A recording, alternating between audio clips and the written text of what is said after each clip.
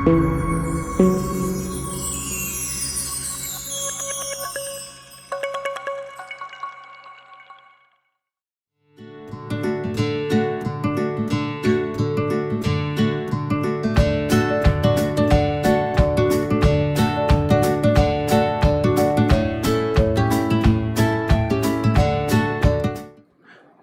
Dear students and viewers, आप लोग अच्छे होंगे और मेरे इस लेक्चर की अवश्य प्रतीक्षा कर रहे होंगे। चूंकि आज सैटरडे है तो मैं फिर एक नए टॉपिक के साथ उपस्थित हूं। आप लोग अपने मनोबल को बनाए रखें, मेंटेन द यू कैन से high standing in your life, everything will be okay. बहुत जल्दी हम लोग इस कोरोना के कहर से उभरेंगे और सब कुछ एज यूजुअल होगा। अब देखिए, अभी यह वीक आप लोगों के लिए बहुत ही व्यस्त रहा है, क्योंकि इसमें आपको दो बड़े रिजल्ट देखने पड़े। यूपीएससी यूपीपीसीएस दोनों के मेंस एग्जामिनेशन में सबसे पहले तो मैं उन स्टूडेंट्स को बधाई देना चाहूँगा जो मुझसे डायरेक्टली और इनडायरेक्टली जुड़े हैं और सिलेक्ट होकर इंटरव्यू की तैयारी कर रहे हैं। उन्हें एक आश्वासन भी देना चाहूँगा कि जो हिस्ट्री बैकग्राउंड के हमारे स्टूडेंट्स हैं या वो स्टूडेंट्स जो हिस्ट्री से इंटरव्यू में शामिल होंगे, उनके लिए मैं स्पेसिफिक कुछ प्रबंध करूंगा। या तो मैं आपको यूट्यूब का लेक्चर, चूंकि ऑनलाइन ही अभी हमारे सामने सुविधा है, तो या तो हम आपको यूट्यूब लेक्चर के माध्यम से संपर्क करेंगे या फिर आपको ऐप पर लाएंगे, कोई भी तरीके से आपको जोड़ेंगे अपने साथ। फिर बीपीएससी का रिजल्ट आया है, उसमें जो मेरे हिस्ट्री के स्टूडेंट्स हैं उनको मेंस की तैयारी कैसे की जाए, इस पर भी एक लेक्चर हम लेना चाहेंगे। तो ये सब तो प्रक्रिया हमें चलती रहेगी, लेकिन आप जानते हैं कि one of my objectives is to make you a thinking creature. मेरा एक उद्देश्य है आपको सोचने वाला प्राणी बनाना, जिसमें यह टॉपिक हमारे लिए बहुत ही इंपॉर्टेंट टॉपिक है। क्योंकि आप, ऐसा नहीं है कि मैं आपको कोई ऑक्सफोर्ड यूनिवर्सिटी प्रेस के बुक से या कैम्ब्रिज यूनिवर्सिटी प्रेस के बुक से मैं आपको यहां पर गाइडलाइन दे रहा हूं। मैं बहुत ही एक सिंपल बुक का उदाहरण दे रहा हूं जो आप सभी लोग पढ़ते हो, और स्टडी ने अभी आपको क्लास 6 और 7 की सुविधाएं भी प्रोवाइड की है। एनसीईआरटी पुस्तक, आप एनसीईआरटी पुस्तक में क्लास 9th और 10th you have to go through any specific book, you will come to realise कि वहां पर प्रीफेस में ऑथर ने आपको क्या अपील की है। प्रीफेस जो उसका प्रस्तावना होता है, उसमें ऑथर ने कहा है कि हम अपने आंखों के सामने आसपास की दुनिया को देखते हैं। We are just observing the world just under our nose and before our eyes, but we are not going to realise that कि how did it evolve and how has it evolve to this present condition. मतलब जो जिस दुनिया को हम manifest करते हैं, देखते हैं, हम नहीं जान पाते ये दुनिया पहले भी ऐसी ही रही होगी या बदलती हुई यहां तक आई है। तो जब हम इस वर्तमान के अतीत को समझते हैं, वही इतिहास का अध्ययन है। तो इसलिए इतिहास का सरोकार हमेशा वर्तमान से होता है। और हमारे इस लेक्चर, जिसको आप बोलते हो present and the past communication series, उसका उद्देश्य यह है, जो मेरा बहुत ही एम्बिशियस प्लान है, क्योंकि मेरा ये पर्सनल कन्विक्शन है कि यूपीएससी का प्रिपरेशन करने वाले, स्टेट सर्विसेज के प्रिपरेशन करने वाले बच्चे का तरीका अगर सही हो जाए तो सफलता उनके लिए मुश्किल नहीं होगी। हम पुस्तक को पढ़े, वहां से तथ्य लें और उसके आधार पर क्वेश्चन का आंसर करने का प्रयास करें तो बड़ी मुश्किलें आएंगी, क्योंकि क्वेश्चन को थोड़ा सा और ट्विस्ट करेंगे हम आंसर नहीं कर पाएंगे। लेकिन अगर हम ओवरऑल अंडरस्टैंडिंग को, we are just going to develop our overall understanding and you can say कि we are just going to answer the question which is inferential in nature. थोड़ा सा क्वेश्चन को ट्विस्ट कर देंगे, हमारे लिए मुश्किलें आ सकती है, लेकिन अगर वैसे क्वेश्चन को हम डील कर लिए तो सही मायने में हम वॉरियर होंगे। और यह लेक्चर मेरे विचार से आपको उसमें that will help you a lot and you will very feel comfortable while dealing with such questions. एक एग्जांपल मैं देता हूं। अगर आपसे कोई पूछते हैं फर्स्ट वर्ल्ड वॉर का कारण बताइए, फर्स्ट वर्ल्ड वॉर का परिणाम या महत्व की चर्चा कीजिए, या क्या यह एक टोटल वॉर था, उदाहरणों से स्पष्ट कीजिए। When you have to give focus over such questions कि underline the causes and impact of the First World War, or you have to underline the, you can say, detrimental impact of the First World War, या was it, you can से a total war, give argument in favour of your view. तो इस तरह के जो questions आपके सामने आते हैं, तो चलो इसको तो आप वर्टिकल रीडिंग से सॉल्व कर सकते हो। हालांकि अगर ओरिजेंटल रीडिंग अगर हो तो और अच्छे ढंग से आप उसे सॉल्व कर सकते हो। ओरिजेंटल रीडिंग, जैसा कि मैंने बताया, कि हम एक टॉपिक को कवर करें और दूसरे टॉपिक को उससे लिंक करें, फिर दूसरे टॉपिक को पढ़ने के बाद तीसरे टॉपिक को उससे लिंक करें। उसके बाद जो हमारी अंडरस्टैंडिंग आएगी उसमें कोई क्वेश्चन में प्रॉब्लम नहीं होगा। एक एग्जाम्पल देता हूं, जैसे 1914 में फर्स्ट वर्ल्ड वॉर हुआ, वो आपसे वैसा नहीं पूछेंगे। आपसे वो सीधा क्वेश्चन पूछेंगे कि up to 1914 not simply Turkey but almost all European nations fell sick. Comment, मतलब 1914 तक केवल तुर्की ही नहीं बल्कि यूरोप के सारे देश लगभग मरीज हो चुके थे। टिप्पणी कीजिए। अब ऐसे क्वेश्चन में हाथ पांव फूलने लगते हैं कि भाई इस क्वेश्चन को कैसे डील करूं, और अगर ज्यादा सोचूं तो पता चला एग्जाम हॉल में कहीं मैं ही मरीज ना बन जाऊं। तो वो क्वेश्चन आप सॉल्व करते हैं अंडरस्टैंडिंग से। तो इसलिए मैं स्टूडेंट्स, मैं आपको बिल्कुल अपील करूंगा कि यह सिर्फ आपको ऑप्शनल पेपर में ही नहीं, जनरल स्टडीज के पेपर में, या आपका जो भी ऑप्शनल है, हमारे बहुत सारे व्यूअर्स ऐसे भी हैं जो दूसरे ऑप्शनल बैकग्राउंड से भी हैं, लेकिन अगर इस नुस्खे का वो उपयोग करें तो आई एम कॉन्फिडेंट कि that is going to help them a lot. क्योंकि ह्यूमैनिटीज पेपर इंडिया में सोशल साइंस के साथ प्रॉपर जस्टिस नहीं हुआ है। एनसीईआरटी ने इंस्ट्रक्शन जरूर दिया अपने एनसीएफ में, लेकिन उसका पालन क्लासरूम में नहीं हुआ। अब आपको अपनी मेहनत से इसे डेवलप करना है, बस मेरी यही अपील होगी। तो मैं आपको यहां पर, देखो मेरा टॉपिक कितना इंटरेस्टिंग है कि 5 events in 1979 and 21st century world order, 1979 की 5 घटनाएं तथा 21वीं सदी की विश्व व्यवस्था। तो आप कहोगे भाई घटनाएं अपने आप में ऐसी इंपॉर्टेंट है? नहीं, घटनाएं इंपॉर्टेंट नहीं है, प्रक्रिया इंपॉर्टेंट है, प्रोसेस इंपॉर्टेंट है। लेकिन इन 5 घटनाओं ने उन प्रक्रिया को जन्म दिया जिसे अब 21st सेंचुरी के वर्ल्ड सिस्टम या जो प्रेजेंट वर्ल्ड ऑर्डर है, यानी 21वीं सदी की विश्व व्यवस्था तक लाने में इन 5 घटनाओं का बहुत बड़ा योगदान रहा है और बड़ी इंटरेस्टिंग घटना है। तो अब देखो ये 5 घटनाएं कौन है उसे मैं आपको परिचय कराता हूं। मैंने हिंदी और इंग्लिश दोनों में दे डाला है, इसलिए आपको दिक्कत नहीं होगी। एक है रूहुल्लाह खुमैनी के अंतर्गत इस्लामी क्रांति। ये घटना, ये देखो 1979 5 घटनाएं हुई, यानी in English Islamic revolution under Ruhollah Khomeini in Iran.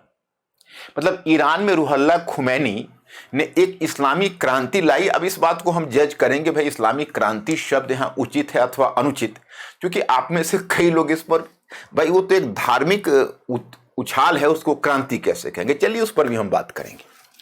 दूसरा है Soviet Russia's invasion on Afghanistan, यानी सोवियत रूस ने जो अफगानिस्तान पर आक्रमण किया 1979 में, वह भी अपने आप में एक फैक्टर ऑफ चेंज बनकर आया, परिवर्तन का कारक बनकर आया। तीसरा आप देखते हो the rise of new pope from Polish origin John Paul II। John Paul Poland के ओरिजिन से पोप था।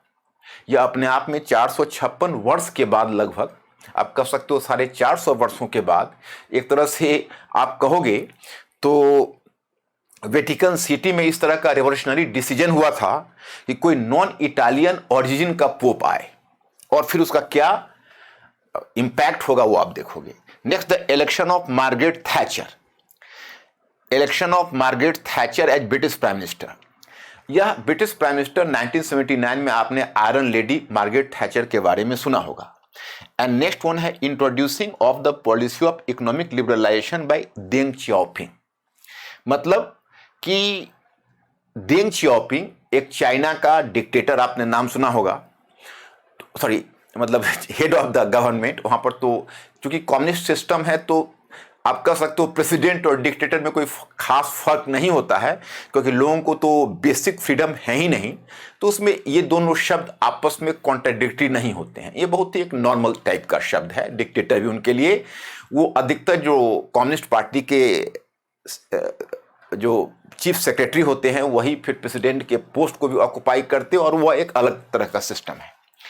तो वहां पर लेकिन देंग चियाओपिंग थोड़ा सा उस परंपरा से अलग है, और वो 1979 में चीन में जो इकोनॉमिक लिबरलाइजेशन की पॉलिसी शुरू की अपने आप में बहुत बड़ी चीज है। तो मैं आपको यह कहना चाहता कि जिसे आप 21st सेंचुरी का आप अगर वर्ल्ड व्यवस्था कहोगे या वर्ल्ड सिस्टम, उसमें आपको क्या क्या नजर आता है। तो पहले उस जो क्या नजर आता है उसको हम लोग देख लें। तो एक नजर आता है कि चलो अभी जो 21वीं सदी में उसको हम कहते हैं यूनिपोलर वर्सेस मल्टीपोलर वर्ल्ड, मतलब यूनिपोलर वर्सेस मल्टीपोलर वर्ल्ड। तो यूनिपोलर वर्सेस मल्टीपोलर मतलब पहले चलो जब शीत युद्ध का अंत हुआ तो लगा कि दुनिया विश्व एक ध्रुवीय हो गया, तो एक ध्रुवीय बनाम बहुध्रुवीय, तो यूनिपोलर वर्सेस मल्टीपोलर। तो एक तो ये ट्रेंड हमें लगता है। चलिए दूसरा ट्रेंड लगता है जिसे आप कहते हो इकोनॉमिक लिबरलाइजेशन। इकोनॉमिक लिबरलाइजेशन, आर्थिक उदारीकरण, और इसी का आगे का आउटकम आप देखते हो जिसे आप भूमंडलीकरण, ग्लोबलाइजेशन कहते हो। ग्लोबलाइजेशन ये एक ट्रेंड हमें दिखता है। नेक्स्ट वन ट्रेंड हमें दिखता है न्यू कोल्ड वॉर। अब न्यू कोल्ड वॉर में कुछ एक जो क्रिटिक्स हैं वो यूएसए वर्सेस रशियन रिपब्लिक की बात करते हैं, मतलब व्लादिमीर पुतिन बनाम, पहले ट्रंप था, अब तो ट्रंप का तो खैर उन्होंने फेवर भी किया, जो बाइडेन आप कह लीजिए, क्योंकि Joe Biden being a president अभी कितना हार्ड वर्डेड वर्ड्स का प्रयोग किया, माने हार्ड या आप कह सकते हो कितने बीटर फ्रेज का प्रयोग किया है एक रशियन हेड के लिए। तो ये न्यू कोल्ड वॉर का व्यंजक है। लेकिन एक दूसरा विचार है कि नहीं, it is a new cold war launched by USA against China और चाइना अगेंस्ट यूएसए। तो it is a cold war between USA and China. तो दूसरा विचार है कि नहीं, यह संयुक्त राज्य अमेरिका और चीन के बीच का कोल्ड वॉर है, शीत युद्ध है, शीत युद्ध। यार चलिए, तो मैं आगे उसकी चर्चा थोड़ी करूंगा। तो अब देखो ये वर्ल्ड ऑर्डर है। एक और महत्वपूर्ण चीज छूट रही है जिसको मुझे जगह समाप्त हो गई। एक ट्रेंड यह देखा, एक यह देखा, एक यह देखा। एक ट्रेंड आप देखिए जो फोर्थ वन आप कह सकते हो रिलीजियस फंडामेंटलिज्म। रिलीजियस फंडामेंटलिज्म इसको कहते हैं धार्मिक या एक्सट्रीमिज्म। फंडामेंटलिज्म के जगह एक अच्छा शब्द रहता है एक्सट्रीमिज्म, मतलब मैं हिंदी में ही बोल देता हूं धार्मिक उग्रवाद। धार्मिक उग्रवाद की प्रवृत्ति या धार्मिक उग्रवाद एवं टेररिज्म। जो ये धार्मिक उग्रवाद है वो धीरे धीरे टेररिज्म की तरफ बढ़ जाएगा। तो ये जो चार प्रवृत्तियां मुख्य रूप से हमें अंतर्राष्ट्रीय संबंधों में जो भी दिख रही है, तो ये टॉपिक का मतलब है इसकी नींव 1979 के वर्ष में ही पड़ी।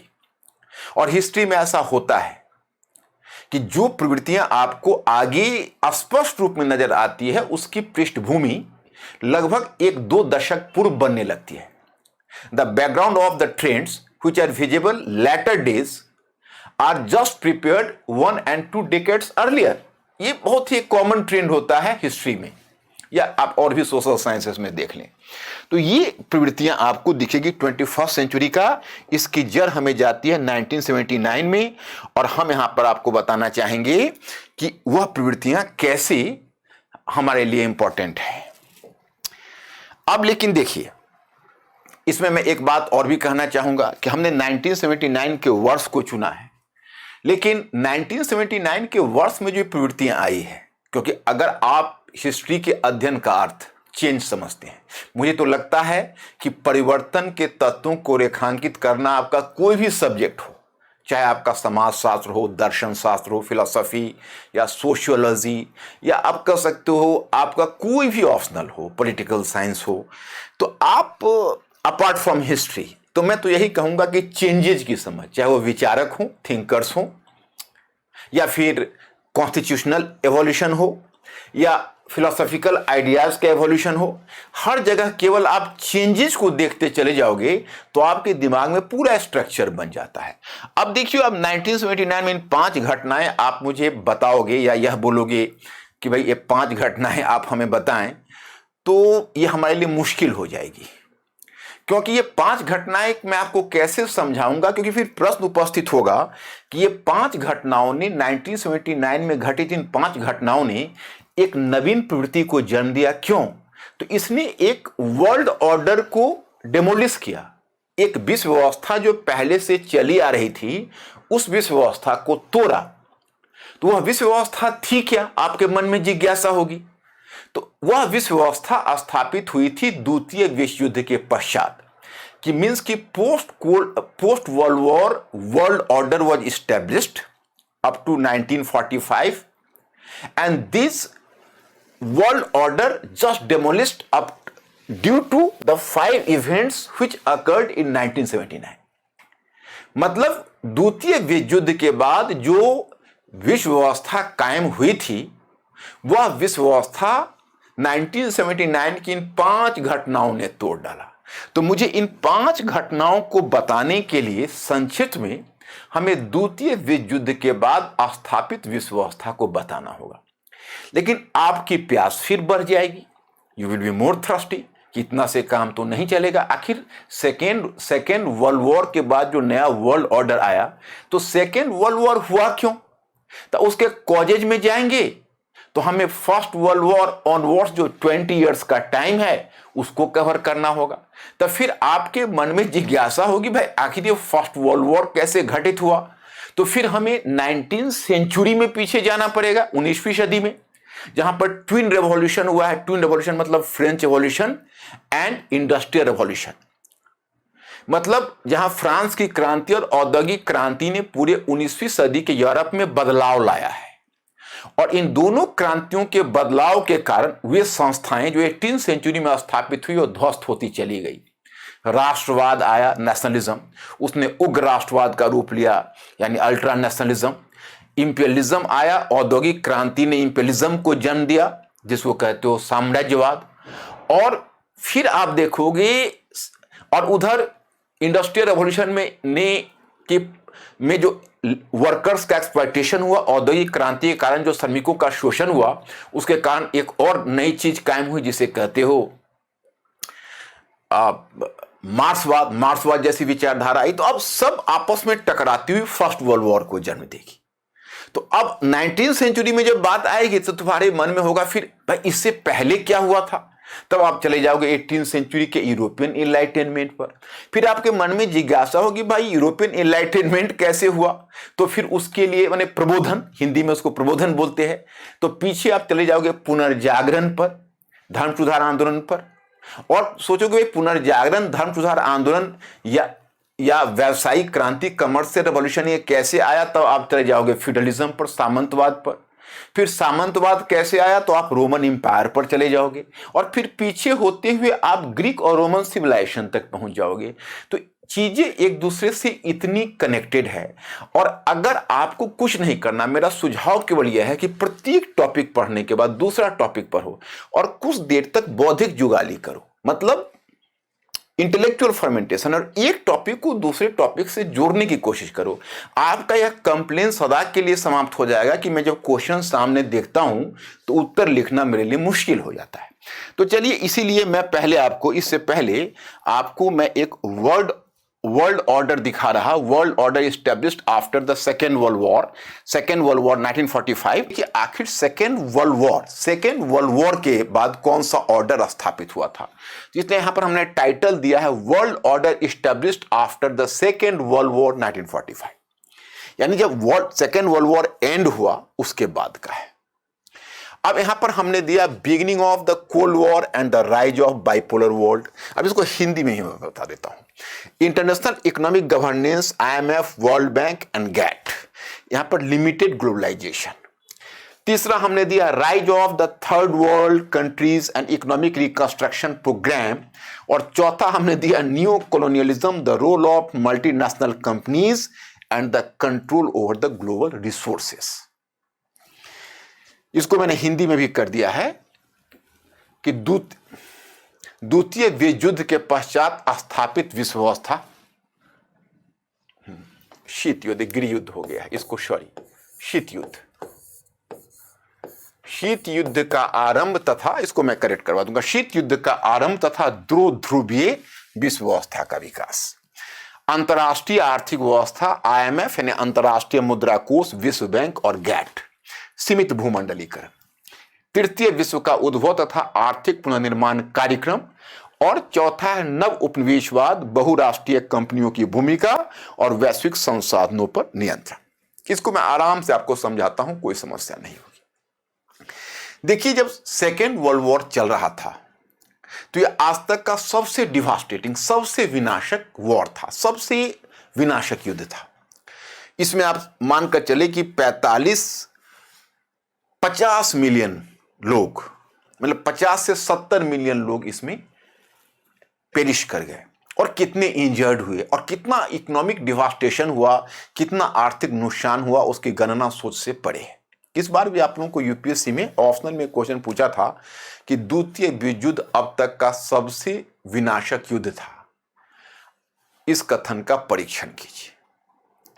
तो अब उसमें ना कहने का सवाल नहीं, उसके विनाश की एक्सटेंड को ही आपको बताना होगा। ये तो स्ट्रेट क्वेश्चन था, ऐसे क्वेश्चन विरले ही पूछता है यूपीएससी में, इतना स्ट्रेट क्वेश्चन।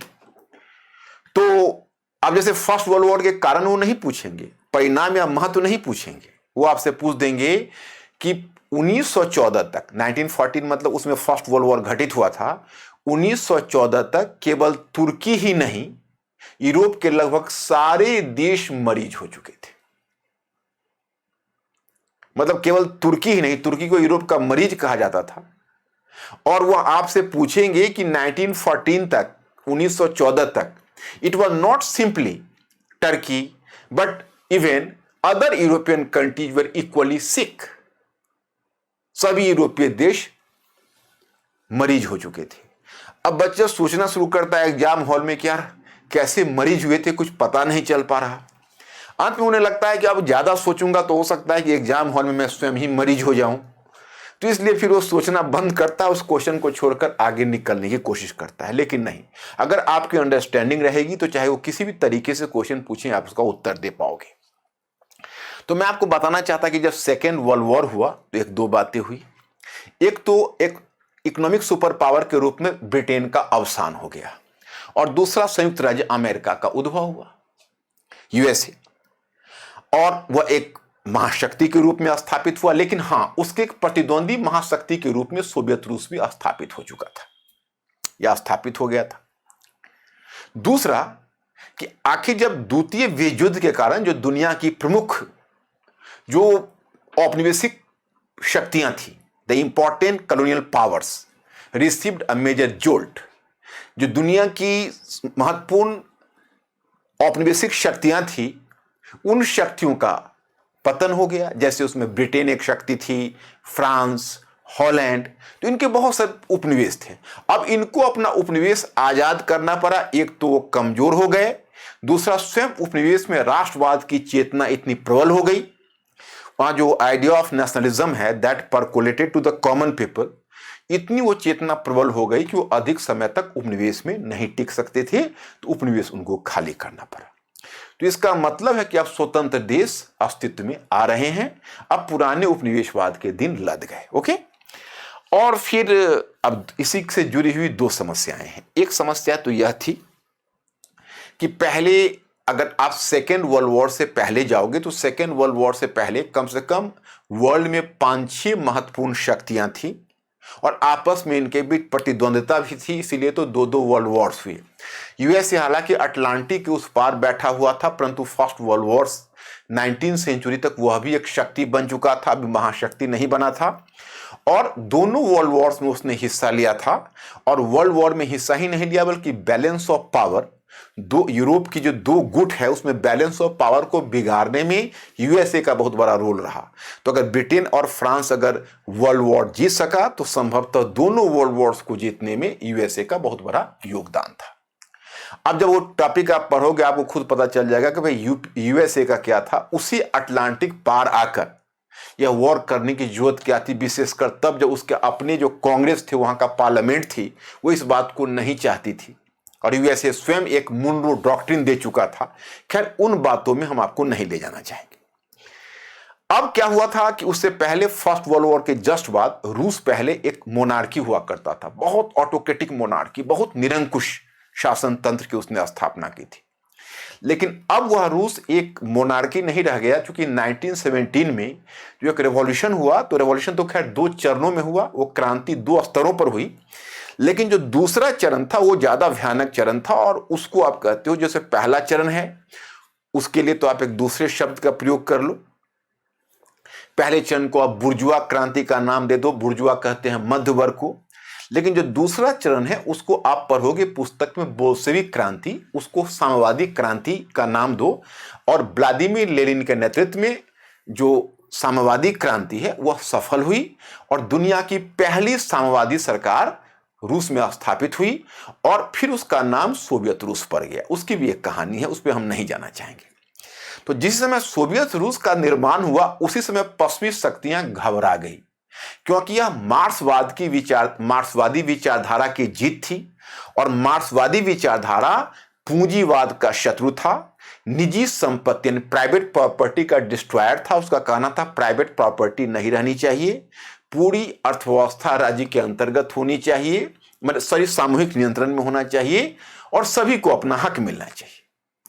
तो जिसी समय साम्यवादी सरकार की स्थापना हुई तो जो वेस्टर्न पावर्स थे वो तो पहले से उसके प्रति इनमिकल हो गए।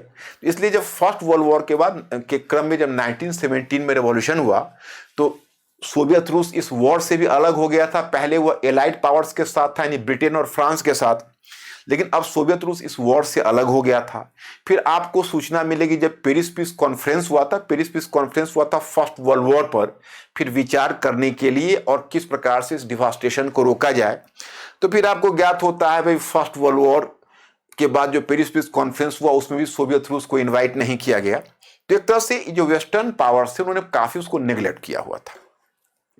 लेकिन तभी जब जर्मनी में नाजीवाद का उद्भव हुआ, हालांकि नाजीवाद खतरा जितना ब्रिटेन और फ्रांस के लिए था उतना ही सोवियत रूस के लिए भी था। तो पहले तो दोनों ने मिलकर सोचा कि चलो एक मोर्चा बनाते हैं, परंतु यह मोर्चा नहीं बन सका क्योंकि परस्पर अविश्वास बहुत ज्यादा था। लेकिन चलिए म्यूचुअल डिस्ट्रस्ट, लेकिन चलिए अंत में कुछ घटनाक्रम ऐसा हुआ कि हिटलर जो नाजीवादी नेता था उसने एक गलती कर दी, उसने सोवियत रूस पर ही हमला कर दिया। अब इन ब्रिटेन फ्रांस को भी अपॉर्चुनिटी मिल गई। अब उन्होंने सोवियत रूस के साथ मिलकर एक गठबंधन बना लिया, और फिर सेकेंड वर्ल्ड वॉर के लेटर फेज में जापानी आक्रमण के कारण यूएसए भी, जो संयुक्त राज्य अमेरिका है, वह भी युद्ध में कूद पड़ा।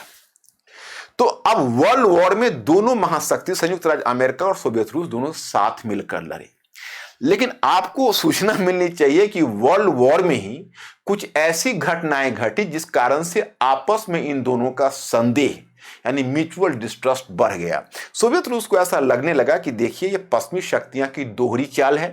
वो चाहते हैं एक तरफ नाजी जर्मनी का खात्मा हो जाए, लेकिन साथ में कम्युनिस्ट सोवियत रूस का भी खात्मा हो जाए। तो इसलिए अब सोवियत रूस ने बीच में कुछ ऐसा काम किया जो मैं आपको बताता हूं। एक चीज एक मैं आपको मैप पर दिखाता हूं। अब इसने सोवियत रूस ने क्या किया उस समय, जैसे अगर सोवियत रूस का आप लीडरशिप देखोगे तो लीडरशिप में आपको सबसे पहले जो पहला, उसके बाद जो उसका हेड ऑफ द गवर्नमेंट हुआ, या वहां पर तो कोई प्रेसिडेंट क्लियर नहीं होता था, एक पद होता था सेक्रेटरी ऑफ कम्युनिस्ट पार्टी, और वही हेड ऑफ द गवर्नमेंट भी प्राय हो जाता था। तो लेनिन का उत्तराधिकारी के रूप में स्टालिन आया था। स्टालिन बहुत ही फायरी लीडर था, बड़ा ही क्रूअल लीडर था। अब हिटलर से कुछ थोड़े ही कम लोगों को उसने भी मारा, और उसने जो व्यवस्था सोवियत रूस में कायम की उसको एकदम कंप्लीट निरंकुश व्यवस्था आप कह सकते हो, उसे आप कह सकते हो बिल्कुल ही कोर्सिव सिस्टम उसने एस्टेब्लिश किया था। तो उसने क्या किया था स्टालिन ने, जो एक तरह से पूर्वी यूरोप के जितने देश देख रहे हो जो अभी स्वतंत्र हैं, अब तभी थे, लेकिन उनको अपना सैटेलाइट कंट्री बना लिया। मतलब जब वो, जैसे सोवियत रशिया देखो ये है, तो पहले जर्मनी जब सोवियत रशिया पर अटैक किया तो जर्मनी ने इन पूर्वी यूरोप के क्षेत्रों को जीतते हुए सोवियत रूस के पार्ट को भी जीत लिया था। बट यू कैन सी कि later in the latter phase when Germany started to lose the war and Soviet Russia just started to expand towards east, तो सोवियत रशिया धीरे धीरे जब अपना विस्तार करने लगा तो इसी विस्तार के क्रम में उसने जितने ये पूर्वी यूरोप के देश हैं, ईस्ट यूरोपियन कंट्री, जिसमें आप जितने वालिया और आनिया देखते हो काउंट कर लीजिए, इसमें अल्बानिया हुआ, Bulgaria, Yugoslavia, Romania, Hungary, Czechoslovakia, Poland.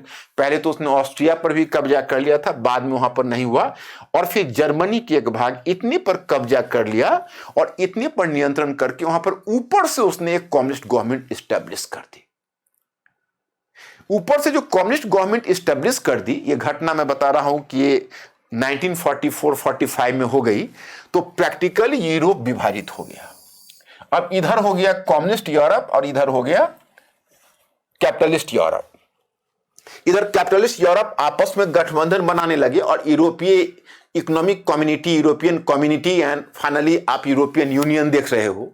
बाद में तो खैर यूरोपियन यूनियन में ये देश भी शामिल हुए, लेकिन ये जो आप देख रहे ये क्षेत्र, ये पूर्वी यूरोप के समाजवादी देश यहां पर सोवियत रूस के सैटेलाइट स्टेट्स बनकर रह गए, उपग्रह राज्य, मतलब उसी से अटैच राज्य रह गए और यहां पर बिल्कुल ही सोवियत रूस का दावा हो गया। इसी क्रम में एक टर्म आता है आयरन कर्टेन। आयरन कर्टेन का मतलब है लोहे का पर्दा। ब्रिटिश प्राइम मिनिस्टर चर्चिल का नाम तो आपने अवश्य सुना होगा, मॉडर्न हिस्ट्री पढ़ने के क्रम में भी सुना होगा, क्योंकि इंडिया के प्रति उसका बड़ा ही कोर्सिव और बड़ा ही कह सकते हो कठोर अप्रोच था। तो लेकिन हाँ, सेकेंड वर्ल्ड वॉर को जीतने में एक बहुत बड़ा क्रेडिट चर्चिल को मिलता है। तो चर्चिल ने स्टेटमेंट दिया था यूएसए में कि सोवियत रूस ने पूर्वी यूरोप के देशों पर लोहे का पर्दा डाल रखा है, यानी Soviet Russia had built an iron curtain on the countries of East European countries and on the countries of East Europe, and he does not allow any specific news to come out from the region. तो इस प्रकार से उसका प्रचर्चित उसी समय से ये term आ गया लोहे का पर्दा। तो देखो यहाँ पर आयरन कर्टेन बन गया। इसलिए मैंने कहा कि अब जो स्थिति कायम हुई उस स्थिति के लिए सिर्फ नाम दिया जाता है और वह नाम है सेकेंड वर्ल्ड वॉर के बाद जो व्यवस्था कायम हुई, उसलिए वह पहला था शीत युद्ध का आरंभ तथा दो ध्रुवीय विश्व व्यवस्था का विकास, यानी बाइपोलर वर्ल्ड सिस्टम कायम हुआ और जिसे आप देखते हो शीत युद्ध, वो शीत युद्ध की शुरुआत हो गई। दूसरा आप देखते हो अंतरराष्ट्रीय आर्थिक व्यवस्था। अब अंतरराष्ट्रीय आर्थिक व्यवस्था में आप लोग जैसे आईएमएफ पढ़ते हो, वर्ल्ड बैंक, गैट तो आप नहीं पढ़ते, आप डब्ल्यूटीओ पढ़ते, विश्व व्यापार संगठन। लेकिन मैं आपको बता दूं कि आज जिसे आप डब्ल्यूटीओ के नाम से जानते हो उसका पेरेंटल ऑर्गेनाइजेशन गैट ही हुआ करता था। That was known as general agreement on tariff and trade, उसको कहा जाता। तो मैं आपको बताऊं कि जब आप लोग पढ़ते होंगे तो आप आईएमएफ के फंक्शनिंग, आईएमएफ का दायित्व, आईएमएफ क्या करते हैं, इंडिया का उससे रिलेशनशिप, उसको पढ़ते होंगे, वर्ल्ड बैंक के बारे में और डब्ल्यूटीओ के बारे में पढ़ते हो, नेचुरल है। लेकिन मैं आपको बताना चाहता कि जब आप हिस्ट्री पढ़ते हो तो पहले उसको थोड़ा सा उसके पीछे कॉन्सेप्ट भी तो पता होना चाहिए कि कौन सा सिचुएशन ऐसा होगा कि आईएमएफ, वर्ल्ड बैंक और गैट जैसी संस्था बनी होगी। तो मैं पहली बात आपको बताऊं कि एक मैटर आता है ग्लोबलाइजेशन और दूसरा आता है डी ग्लोबलाइजेशन। तो अभी चूंकि ग्लोबलाइजेशन जिस हद तक पहुंच गई है तो हमारी इस पीढ़ी के लोगों को ऐसा लगता होगा, या जो पुरानी पीढ़ी के भी होंगे, क्योंकि देखा तो किसी ने भी नहीं है, कि यही ग्लोबलाइजेशन हमारा फर्स्ट एंड लास्ट है। लेकिन नहीं, समय समय पर इस वर्ल्ड में ग्लोबलाइजेशन की स्थिति आई है, लेकिन वो ग्लोबलाइजेशन का पतन भी हुआ है। उसको भूमंडलीकरण कहते हो, विश्वव्यापीकरण, वो समय समय पर आता रहा है और जाता रहा है। जैसे 19वीं सदी में 19वीं सेंचुरी में एक ग्लोबलाइजेशन आया था, लेकिन 29-30 तक जब वर्ल्ड इकोनॉमिक डिप्रेशन हुआ, विश्व आर्थिक मंदी हुई, तो वो ध्वस्त हो गया। वह ध्वस्त हो गया तो उसको मेघनाथ देसाई अर्थशास्त्री हैं, ब्रिटिश माने इंडियन मूल के ही हैं और ब्रिटेन में हैं, तो वो लॉर्ड देसाई भी बोलते हैं, क्योंकि उनको ब्रिटिश लॉर्डशिप भी मिला हुआ है। तो लॉर्ड देसाई ने एक टर्म दिया डी ग्लोबलाइजेशन उसके लिए, मतलब ग्लोबलाइजेशन आया लेकिन वह ग्लोबलाइजेशन फिर समाप्त हो गया। तो उसमें समस्या ये हुई थी कि जब वर्ल्ड इकोनॉमिक डिप्रेशन आया तो सभी कंट्री ने अपने अपने देश को बचाने के लिए एक दूसरे के वस्तुओं पर चुंगी लगानी शुरू कर दी थी, जिसको आप कहते हो चुंगी वॉर। एक तरह से चुंगी वॉर हुआ, हम आपके गुड्स पर चुंगी लगाएंगे, आप हमारे गुड्स पर।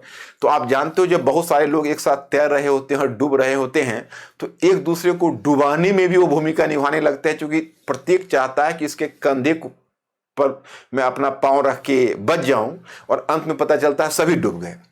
तो वो ट्रेड वॉर या उसको करेंसी वॉर भी बोलते हैं। करेंसी वॉर में है कि भाई हम अपने करेंसी का मुद्रा का मूल्यन करेंगे कि हमारा निर्यात बढ़ेगा, अगर हमारा प्रतिद्वंदी उससे ज्यादा अपनी मुद्रा का मूल्यन कर लिया तब तो हमारी स्थिति और भी खराब हो जाएगी। ये जस्ट मैं एक उदाहरण दे रहा हूं, क्योंकि मुझे एक बहुत लंबी यात्रा करनी है तो मैं यहां पर बेसिक चीज आपसे डिस्कस नहीं कर सकता। क्योंकि जैसे देखो, कॉमन जो क्लास होता है उसमें मेरी कोशिश ये होती है कि मैं जैसे एक टॉपिक लेता हूं, तो अमेरिकन रेवोल्यूशन मैंने टॉपिक ली, मैं जब फ्रेंच रेवोल्यूशन जब मैं पढ़ाऊंगा तो मैं अमेरिकन रेवोल्यूशन से उसको पहले लिंक करूंगा और फ्रेंच रेवोल्यूशन के बाद फिर 19वीं सेंचुरी का जो उदारवाद और राष्ट्रवाद है उससे लिंक करूंगा, और फिर 19वीं सेंचुरी में इंडस्ट्रियल रेवोल्यूशन है उससे कैपिटलिज्म को लिंक करूंगा, उससे इंपीरियलिज्म को लिंक करूंगा, और फाइनली फ्रेंच रेवोल्यूशन से जो उत्पन्न नेशनलिज्म है और जो इंडस्ट्रियल रेवोल्यूशन से जो पैदा हुआ यानी औद्योगिक क्रांति से जो उत्पन्न जो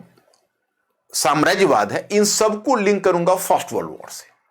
तो मैं कभी भी किसी टॉपिक को अकेला नहीं देखता, टॉपिक को पहले अकेला पढ़ाऊंगा, इसलिए मैं दो टर्म का इस्तेमाल करता हूं। वर्टिकल स्टडी वो फर्स्ट स्टेज की स्टडी है, वर्टिकल स्टडी आपको चाहिए। लेकिन जब एक बार वर्टिकल स्टडी आपने कर ली है तो आपको फिर ऑरिजेंटल स्टडी चाहिए। मुझे लगता है कि 13 से 14 क्लासेस मुझे लगते हैं इतनी एरिया को कवर करने में, क्योंकि प्रत्येक का वर्टिकल स्टडी कराना पड़ता है, फिर उसके बाद उसको लिंक करके ऑरिजेंटल में जोड़ना पड़ता है। मैं आप लोगों को इसलिए इसमें प्रशिक्षित कर रहा हूं कि जो हमारा क्लास पहले से किया हुआ है उसको तो रिवीजन हो जाएगा और लिंक हो जाएगा, और जो जिन्होंने नहीं किया हुआ है या जो खुद से प्रिपरेशन कर रहे हो तो वो इस बात को ध्यान रखना कि तुम्हारा अंतिम स्टेज ये होना चाहिए। उसके बाद आप बिल्कुल बेफिक्र हो जाओ, चाहे कोई भी एग्जाम हो, आप फिर चीजों को भूलोगे नहीं, और क्वेश्चन चाहे वो कितना भी ट्विस्ट करके डालेंगे या इन्फरेंशियल होगा, आप उसका आंसर बखूबी कर ही सकते हो। ये मेरा अपना मानना है। इसलिए मैं बार बार आपको present and past communication series का वो डायरेक्शन आपको बताने की कोशिश करता हूं। तो इसी क्रम में मैंने आपको बताया कि भाई अब हुआ ऐसा कि IMF बना, इसका एक वजह थी, क्योंकि अब तक क्या था कि दुनिया को 5-6 जो पावर थे सुपर, आप कह सकते हो कि दुनिया की 5-6 शक्तियां थी, 5 to 6 पावर्स, वो पूरे अंतरराष्ट्रीय अर्थव्यवस्था को चला रही थी। और पहले, अभी उसमें मैं नहीं जाना चाहूंगा, मैं पीछे मैंने लेक्चर दिया हुआ है, उसमें मैंने आप लोगों को गोल्ड स्टैंडर्ड बताया हुआ है, स्वर्ण मानक। स्वर्ण मानक में क्या होता था कि सबकी करेंसी गोल्ड से अटैच थी, तो आप अगर दो देश आपस में व्यापार करते हो तो एक दूसरे के साथ व्यापार गोल्ड के आधार पर होता था। परंतु वो गोल्ड स्टैंडर्ड 1931 तक आकर 1930s तक आकर ब्रेक डाउन कर गया। तब गोल्ड स्टैंडर्ड को ब्रेक डाउन करने के बाद अब समस्या ये आई कि भाई अब एक कंट्री दूसरे से ट्रेड करेंगे, तुम्हारे पास रुपया है करेंसी और किसी के पास लीरा है, तो लीरा वाले रुपये नहीं लेंगे, रुपये वाले लीरे नहीं लेंगे, तो फिर कैसे ट्रेड होगा। तो अब IMF का काम यह था कि आप, चूंकि दुनिया की सबसे पावरफुल, सबसे मजबूत करेंसी और सबसे आप कह सकते हो रिलायबल करेंसी डॉलर थी, तो अब डॉलर को ही बना लिया IMF ने आधार कि इस दुनिया के सारे करेंसी डॉलर के साथ लिंक होंगे। तो दुनिया की करेंसी डॉलर से लिंक होगी और डॉलर गोल्ड से लिंक होगी। तो उसने डॉलर को पहले गोल्ड से पेग किया और फिर दुनिया की करेंसीज को डॉलर से पेग किया। तो IMF का काम यह था कि जो काम पहले गोल्ड स्टैंडर्ड करता था वह काम अब IMF करेगा, नहीं तो अंतरराष्ट्रीय ट्रेड चलेगा कैसे। और दूसरी संस्था आप देखते हो WTO, उसका क्या काम था, तो उसका काम यह था कि WTO के पास खुद का रिसोर्सेस नहीं होता है, लेकिन WTO लोन का, सॉरी गलत हो गया, विश्व बैंक, वर्ल्ड बैंक के पास खुद का रिसोर्सेस नहीं होता है, लेकिन वर्ल्ड बैंक एक देश दूसरे देश के लोन की गारंटी देता है। It is just working as a guarantor of the loan. अब जैसे मैं उदाहरण बताता हूं, अब एक कंट्री ने दूसरे कंट्री को लोन दिया और जब रिपेमेंट की बात हुई, जब भुगतान करने की बात हुई, वो इनकार कर जाए, नहीं दूंगा, फिर क्या होगा। तो वह भूमिका अब पहले यही चीज 5-6 बड़ी शक्तियां थी वे निभाती थी, क्योंकि वह दबाव डालती थी, प्रेशराइज करती थी कि भाई आप कैसे नहीं दोगे, आपको तो देना होगा। एक बार टर्की ने ऐसा ही किया तो 5 to 6 पावर्स ने उसे दंडित किया, उसे कहा आपको पैसे पेमेंट करने होंगे और टर्की को करना पड़ा। तो अब वह काम WTO करता है। WTO गारंटर बनता है एक पार्टी से दूसरी पार्टी का। तो इस तरह से तुम देखते हो कि इसकी जरूरत थी। गैट का काम यह देखना था कि भाई कितनी भी मुसीबतें आ जाए हम सब मिलकर मुसीबतों को झेलेंगे। आप अगर देखोगे कि मंदी की स्थिति होगी, मंदी की मार होगी, तो एक कंट्री यानी डिप्रेशन का भी सिचुएशन होगा, तो एक कंट्री दूसरे कंट्री की वस्तुओं पर एक जरूरत से ज्यादा चुंगी नहीं लगाओगे। You have not to impose extra tax on the products of the other, क्योंकि इस तरह अगर आप लगाते हैं तो फिर एक ट्रेड वॉर छिड़ जाएगा और पूरी दुनिया की इकोनॉमी ठप पड़ जाएगी। तो एक दूसरे के अंतर्राष्ट्रीय व्यापार का संचालन होता रहे, उसके लिए IMF को काम करना है, क्योंकि करेंसी को बनाए रखना है, करेंसी के स्टैंडर्ड को। वर्ल्ड बैंक का काम करना है, म्यूचुअल लोन का लेना देना बनाए रखना है। और गैट का काम है कि वह अंतर्राष्ट्रीय गुड्स को एक क्षेत्र से दूसरे क्षेत्र की आवाजाही को बनाए रखना है। तो मतलब कुल मिलाकर कैपिटलिस्ट वर्ल्ड ऑर्डर पहले 5-6 शक्तियों के द्वारा संचालित होती थी, अब इन संस्थाओं के द्वारा संचालित हो रही थी। और यह बात तय हो गई थी कि यह संस्थाएं एक तरह से कैपिटलिस्ट पावर के इंटरेस्ट में काम करेगी।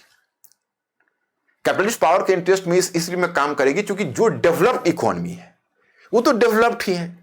तो जिस समय जो नव स्वतंत्र, जो न्यूली इंडिपेंडेंट एशियो अफ्रीकन कंट्रीज जिसने भी पूंजीवादी व्यवस्था को अपनाया, तो उनकी स्थिति तो फिर उन कंट्रीज के सबऑर्डिनेट की तरह बन जाएगी।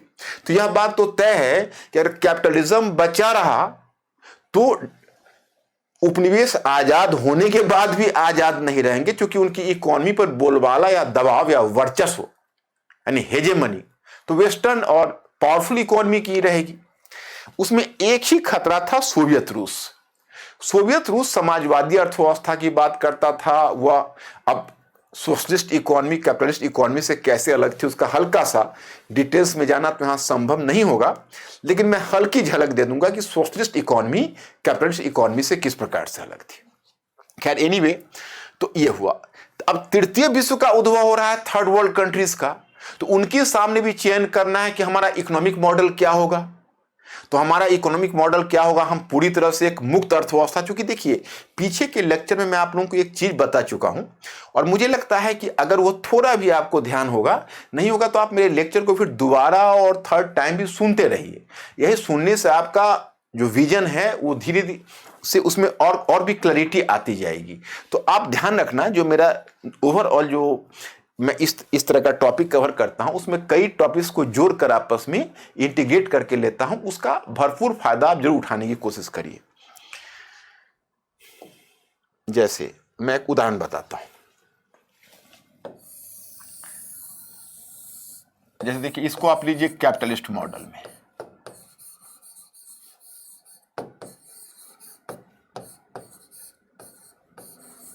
तो कैपिटलिस्ट मॉडल बोलता है, इसका नारा है फ्री इकोनॉमी का।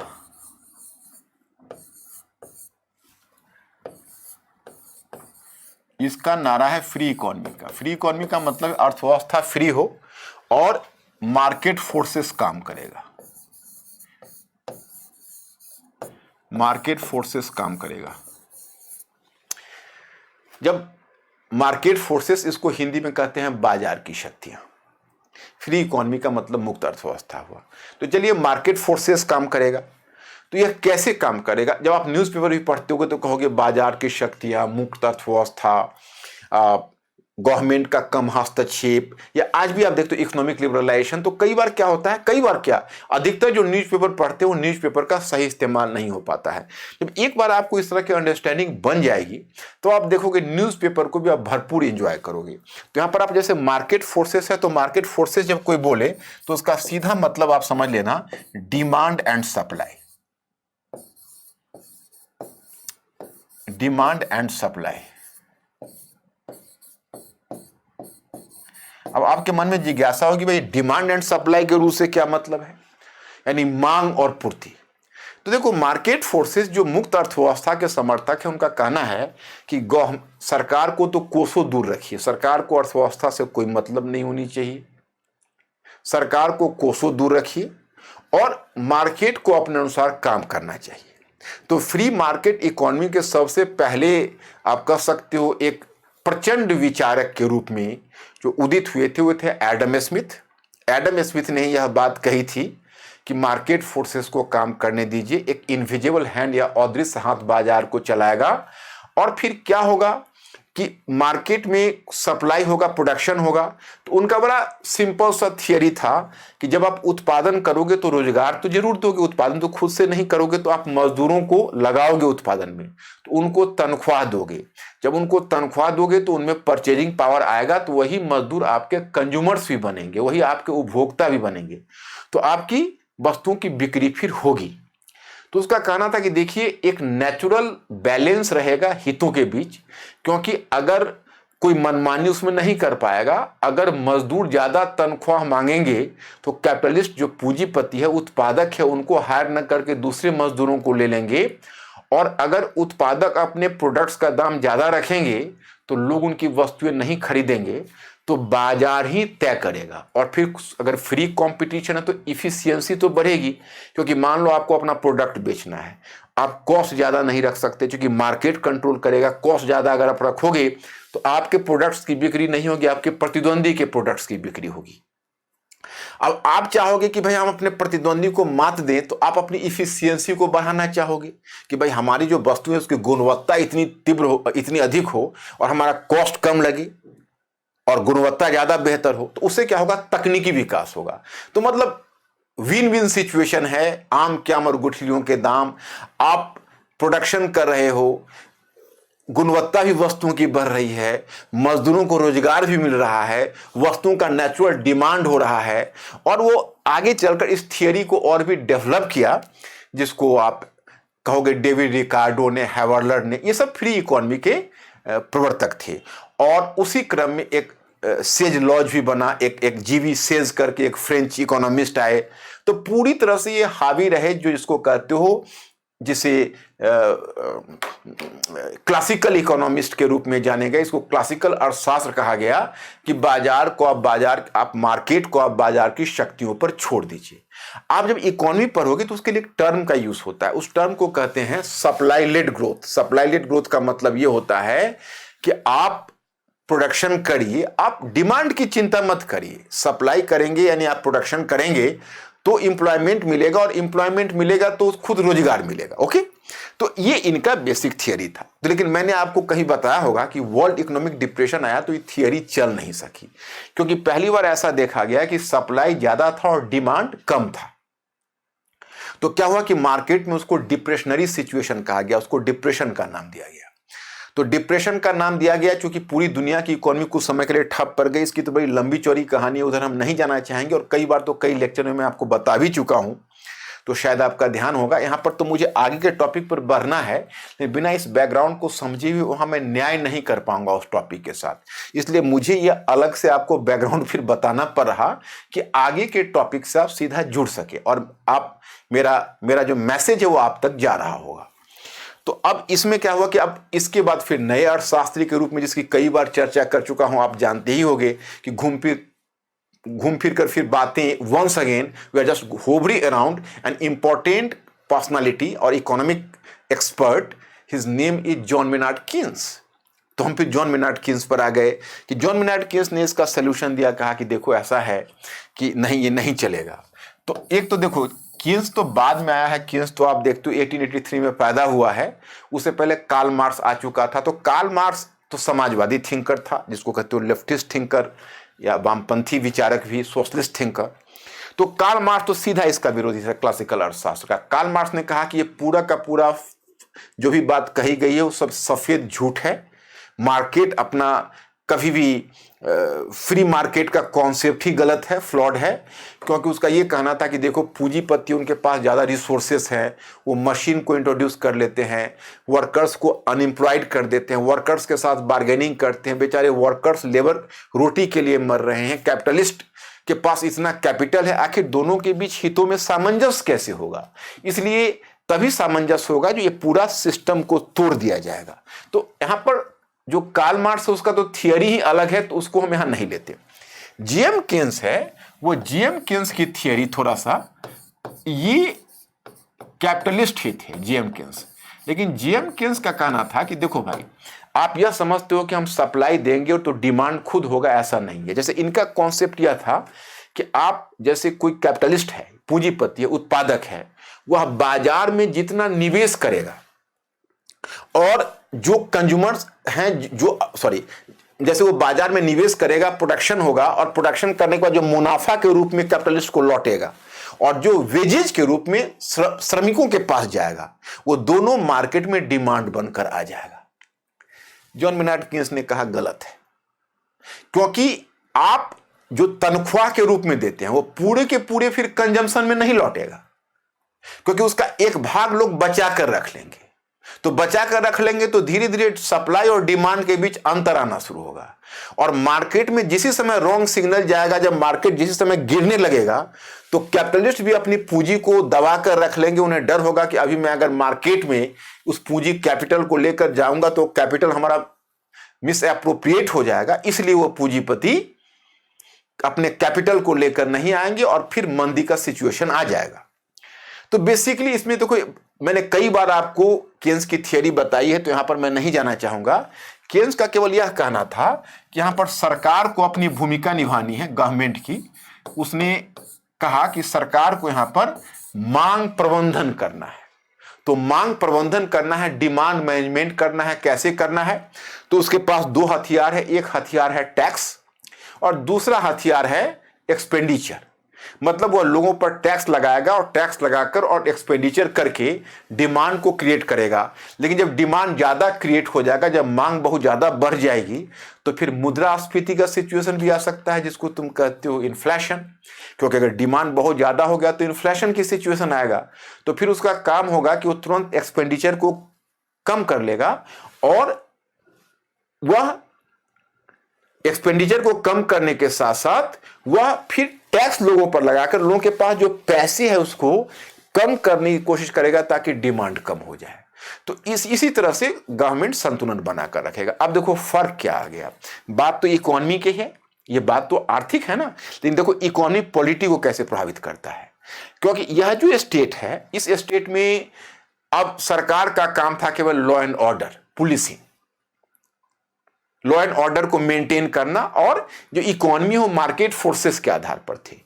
यहां पर जो गवर्नमेंट है, ये गवर्नमेंट का काम अब बहुत ज्यादा बढ़ गया।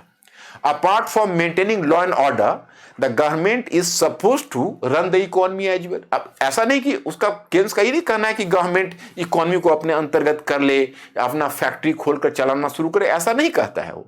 लेकिन कहता है कि डिमांड क्रिएट करने के लिए गवर्नमेंट को एक्सपेंडिचर लाना होगा, उस तरह का बजट एलोकेशन देना पड़ेगा, टैक्सेशन पर नियंत्रण रखना पड़ेगा, टैक्स की मात्रा समय समय पर बढ़ानी पड़ेगी और कम करनी पड़ेगी। तो अब गवर्नमेंट का रोल काफी बढ़ जाता है, लोगों पर टैक्स का वजन काफी बढ़ जाता है। तो जो मध्य वर्ग के लोग हैं, मिडिल क्लास के लोग हैं, उनका जो सपनों की सरकार है, मतलब ड्रीम गवर्नमेंट आप कह सकते हो, वह है एक छोटी सी सरकार जो केवल लॉ एंड ऑर्डर देखे और जो लोगों के जीवन में कम से कम हस्तक्षेप करे। तो उसको कहते हैं मिनिमल गवर्नमेंट। लेकिन अब जो गवर्नमेंट स्थापित हुई वो थी मैक्सिमल गवर्नमेंट। और जो ये मैक्सिमल गवर्नमेंट थी, उसका मतलब यह है कि अब गवर्नमेंट का काम इकोनॉमी को चलाना भी है। तो एक तरह से आप देखें तो बात तो इकोनॉमी की है, परंतु इसने अफेक्ट कर दिया कॉन्टेम्पररी पॉलिटी को भी। तो इस प्रकार से, खैर चलिए, ये तो जॉन मेनार्ड केन्स ने ये व्यवस्था अलग अलग राष्ट्र के लिए की। यहां पर मैंने आपको बताया कि अब देखिए वो उसने जो व्यवस्था राष्ट्र के लिए की, तो जब सेकेंड वर्ल्ड वॉर के बाद जब इस तरह की संस्थाएं स्थापित हो रही थी, क्योंकि जब वर्ल्ड इकोनॉमिक डिप्रेशन से केन्स ने दुनिया को बचाया तो बन गया बहुत ही प्रतिष्ठित अर्थशास्त्री, बहुत ही प्रेस्टिजियस। तो वो प्रेस्टिजियस अर्थशास्त्री इकोनॉमिस्ट बना। लेकिन अब जब सेकेंड वर्ल्ड वॉर के बाद वो एक ब्रिटिश अर्थशास्त्री था। सेकेंड वर्ल्ड वॉर के बाद जब वर्ल्ड इकोनॉमिक गवर्नेंस स्थापित हो रहा था, तो once again he was invited. इसको ब्रिटन वुड बोलते हैं। ब्रिटन वुड नामक जगह पर जो बैठक हुई, उसका main architect John Maynard Keynes था। Although you will find another economist as well, his name is Harry Dexter White. He was from American origin, मतलब एक अमेरिकन अर्थशास्त्री भी था हैरी डेक्स्टर व्हाइट। लेकिन यहां मुख्य रूप से केन्स की ही चली और फिर ये संस्थाएं बनी। अब उसमें केन्स ने एक राष्ट्रीय सरकार की परिकल्पना तो कर ली कि भाई राष्ट्रीय सरकार ऐसी होनी चाहिए जो इकोनॉमी का प्रबंधन करे, जो मांग को बनाए रखे। तो अब एक बात आप बताइए, अगर सरकार ने खर्च किया या सरकार को खर्च करना है तो सरकार तो गड्ढे में पैसे नहीं रखेगी। सरकार उस पैसे को खर्च कहाँ करेगी? तो इंफ्रास्ट्रक्चर का निर्माण करेगी, लोगों को सब्सिडीज देगी, वर्कर्स के लिए सुविधाएं बढ़ाएंगी, उनको वेजेज बढ़ाएगी, और वर्कर्स के लिए आप कह सकते हो उनके बहुत सारे लीव और कुछ भत्तों का बेहतर प्रबंध करेगी, उनके लिए हेल्थ सेक्टर को डेवलप करेगी, स्किल डेवलपमेंट के लिए काम करेगी। तो कहीं ना कहीं वो एक्सपेंडिचर बढ़ाएगी, तो इन्हीं चीज़ों में बढ़ाएगी। तो उसका ये कहना था केंद्र का कि इन चीज़ों का जब एक्सपेंडिचर बढ़ेगा तो वो स्टेट क्या होगा? वेलफेयर स्टेट होगा, उसको कहते हैं कल्याणकारी राज्य। और जो एडम स्मिथ का राज्य है वो राज्य का काम नहीं है। उसका कहना है एडम स्मिथ का, या जो क्लासिकल अर्थशास्त्री है, कि आप प्राइवेट कैपिटल को छोड़ दीजिए, प्राइवेट कैपिटल पूरी अर्थव्यवस्था को खुद देखेंगे और पूरी अर्थव्यवस्था को प्राइवेट कैपिटल ग्रोथ के माध्यम से आगे बढ़ाएगा। जैसे उसका यह कहना था कि देखिए, जब पूरी समृद्धि आएगी, जिसको आप ग्रोथ बोलते हो, तो सब तक रोटी पहुंचेगी, सब तक सुविधाएं पहुंचेगी, सब तक एजुकेशन आएगा, सबको हेल्थ फैसिलिटीज मिलेगी, नेचुरली मिलेगी, बाजार पर प्रोवाइड करेंगे। वो हुआ नहीं। तो जो केनेसियन मॉडल है, केनेसियन मॉडल में वेलफेयर का काम स्टेट को करना है, तो इसका भी एक फायदा मिलना है। क्योंकि सोवियत रशिया में तो एक कम्युनिस्ट गवर्नमेंट स्थापित हो चुकी है और वो नारा दे रही, दुनिया के मजदूरों एक हो, कम्युनिस्ट इंटरनेशनल की स्थापना हो चुकी है, वो विश्व क्रांति की बात कर रही है। तो ऐसी स्थिति में जो केनेसियन मॉडल है वो तो काफी लाभदायक हो जाए। हालांकि विश्व क्रांति के आदर्श को आगे स्टालिन ने छोड़ दिया था, बावजूद इसके हमेशा दूसरे देशों के मजदूरों में चेतना तो आ ही रही थी, और हर देश में पृथक पृथक कम्युनिस्ट पार्टी तो काम कर ही रही थी, और सबका गाइडलाइन मास्को से मिल रहा था। तो ऐसे में केनेसियन अर्थशास्त्र अगर लोक कल्याणकारी कार्य करता है तो साम्यवाद का प्रभाव भी तो कम होगा, कोल्ड वॉर के लिए भी तो लाभदायक था। तो आप समझ सकते हो व्यवस्था कायम हो गई। अब थर्ड वर्ल्ड कंट्रीज हैं, वो स्वतंत्र हो रहे हैं, तो अमेरिका और पूंजीवादी देश उसको अपनी तरफ आकर्षित कर रहे हैं कि आइए हमारे मॉडल को अपनाइए। रूसी समाजवाद अपने मॉडल की तरफ आकर्षित कर रहा है।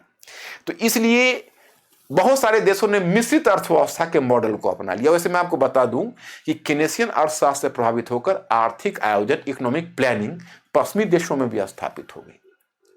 और इसमें मैं आपको बताऊंगा, ब्रिटेन एक ऐसा कंट्री है जिसमें 1945 के बाद उसने अपने इकोनॉमी का 20% सरकार के अंतर्गत कर दिया। और उसमें जो लेबर पार्टी की गवर्नमेंट थी, आपने क्लीमेंट एटली का नाम सुना होगा, जिसने भारत को आज़ादी के समय भी मौजूद प्रधानमंत्री था। और लेबर पार्टी ने नीति ही बनाई कि ट्रेड यूनियन को सुविधाएं प्रदान करना, मजदूरों को वेतन भत्ता बढ़ाना, वेलफेयर वर्क्स करना, गवर्नमेंट एक्सपेंडिचर को बढ़ाना, और प्लस इकोनॉमी में बहुत सारे ट्रांसपोर्ट सेक्टर है, हेल्थ सेक्टर, अब इकोनॉमी के बहुत सारे एरियाज को गवर्नमेंट ने अपने अंतर्गत रखा।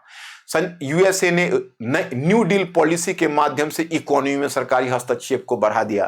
तो ये सब के कारण स्टेट अब पहले से ज्यादा पावरफुल हो गया था, स्टेट के पॉलिटिकल पावर बढ़ गए थे, एक तरह से कॉन्स्टिट्यूशन को भी इसने प्रभावित किया, और पश्चिमी देशों की सरकारें अब ज्यादा इकोनॉमिकली पावरफुल होकर ज्यादा स्ट्रॉन्ग बनकर, या आप कह सकते हो जिसको कहते हो मैक्सिमल गवर्नमेंट, उस गवर्नमेंट की परिकल्पना बढ़ रही थी। तृतीय विश्व के देश भी आजाद हो रहे थे, उसमें भारत और बहुत सारे देशों ने एक ऐसी इकोनॉमी कायम कर ली थी, एक ऐसी अर्थव्यवस्था कायम कर ली थी जिसको आप मिश्रित अर्थव्यवस्था का नाम देते हो। मिश्रित अर्थव्यवस्था का नाम देते हो उसको मिक्स्ड इकोनॉमी। उसमें कुछ प्राइवेट सेक्टर और कुछ पब्लिक सेक्टर दोनों को मिलकर काम करना था। मतलब एक तरह से केनेसियन अर्थशास्त्र तो पब्लिक सेक्टर की बात नहीं करता था, लेकिन अब यह बात तय हो गई थी, कहीं ना कहीं समाजवाद का ही प्रभाव था कि पूरी इकोनॉमी को प्राइवेट सेक्टर के नियंत्रण में नहीं छोड़ेंगे, नहीं तो फिर लोगों के साथ जस्टिस नहीं होगा। और समाजवादी अर्थव्यवस्था का क्या दावा था, क्या सफलता थी, उसकी भी चर्चा हम करेंगे। अब नव उपनिवेशवाद या न्यू कॉलोनियलिज्म का जो नाम दिया मैंने इंग्लिश में भी यहां पर दे दिया है। तो न्यू कॉलोनियलिज्म क्या है?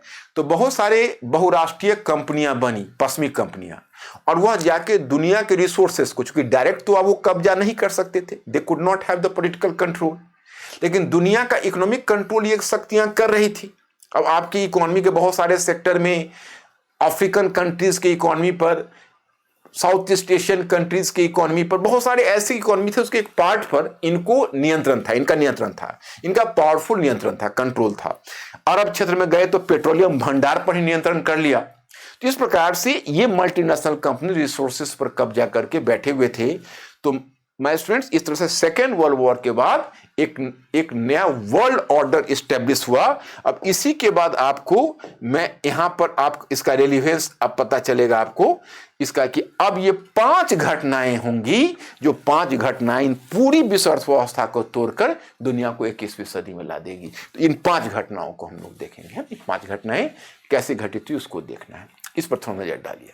तो अब इन 5 घटनाओं को देखने से पहले आप एक बात ध्यान रखना, ये 5 के 5 इवेंट्स वो अपने आप में एक बड़ी लंबी कहानी है, अपने आप में एक बड़ा लंबा इतिहास है। हमारे ऊपर बहुत बड़ा दायित्व है, a larger responsibility to make you clear, कि अब अलग अलग स्टोरी को लेकर हम चलते हैं तो अपने आप में एक स्टोरी ही एक लेक्चर हो जाएगा। लेकिन हमें आपको प्रिसाइजली इस पूरी 5 घटनाओं को ब्रीफ करना है। चलिए पहले चलते हैं ईरान पर और आपको लाते हैं प्रेजेंट कंडीशन में। आज अगर मैं पूछूं कि यूएसए संयुक्त राज्य अमेरिका, पहले तो नॉर्थ कोरिया भी एक कंटेंडर हुआ करता था, जिसको कभी American president George W Bush ने एक्सिस ऑफ एविल में 3 नेशन का नाम लेते थे, ईरान, इराक और नॉर्थ कोरिया। चलिए नॉर्थ कोरिया से थोड़ा सा उनका ब्रेक थ्रू हुआ रिलेशन में, ईरान से भी हुआ था बराक ओबामा के समय में। एक आप देखते हो कि न्यूक्लियर ट्रीटी पर काफी प्रोग्रेस हो गया था, लेकिन उसके बाद डोनाल्ड ट्रंप ने उस पूरी प्रक्रिया को एक तरह से अवॉइड कर दिया था, पूरे प्रोसेस को, पूरी प्रक्रिया को ध्वस्त कर दिया था। अब जो बाइडेन आए हैं, इन्होंने भी तो अभी तो कोई ऐसा क्रिएटिव स्टेप नहीं उठाया है, लेकिन उम्मीद की जा रही है कि स्थिति सुधर सकती है इन फ्यूचर में।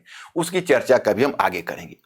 लेकिन my students, here I have to inform you कि आखिर ये यूएसए और ईरान के बीच जो ये परंपरागत शत्रुता आपको दिख रही है, इसकी जड़ कहाँ है?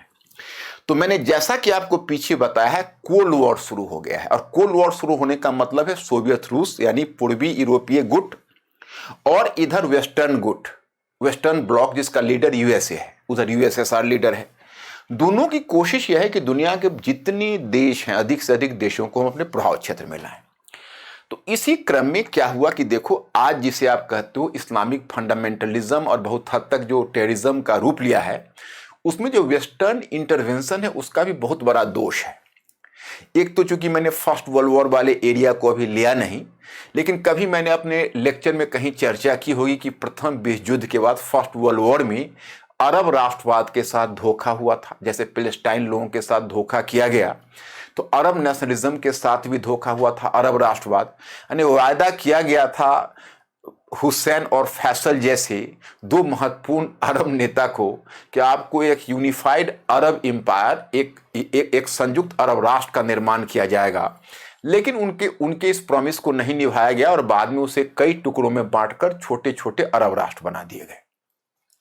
फिर एक अरब देशों के लिए एक वरदान के रूप में आया था पेट्रोलियम हाइड्रोकार्बन। वहां हाइड्रोकार्बन प्रोडक्ट्स निकल गए, बस तुरंत पश्चिमी शक्तियां वहां पर पहुंच गई। सोवियत रूस भी अपनी मौजूदगी बनाए रखना चाहता था।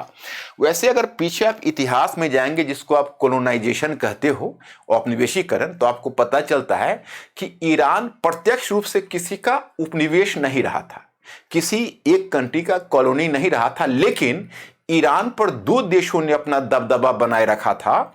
बल्कि आप अगर मानकर चलें तो सेकेंड वर्ल्ड वॉर से पहले एक तरह का जो कोल्ड वॉर चल रहा था, उसको कोल्ड वॉर नहीं कहा जाता, मैं अभी उसका नाम दे रहा, तो उसमें एक तरफ से रूस ईरान पर दबाव बनाए हुए था, दूसरी तरफ से ब्रिटेन। तो इस तरह से ईरान सैंडविच पूरे हिस्ट्री में होता रहा और रूस और ब्रिटेन का हस्तक्षेप रहा। लेकिन हाँ, ईरान किसी की प्रत्यक्ष कॉलोनी नहीं रही थी। फिर जब सेकेंड वर्ल्ड वॉर चल रहा था, तो द्वितीय विश्व युद्ध में मैंने पीछे भी अभी आपको बताया है कि द्वितीय विश्व युद्ध एक ऐसी स्थिति थी जिसमें एक बहुत बड़ा मिरेकल देखा गया, बहुत आश्चर्यजनक चीज, कि सोवियत रूस और संयुक्त राज्य अमेरिका दोनों साथ मिलकर नाजी जर्मनी के अगेंस्ट में लड़ रहे थे।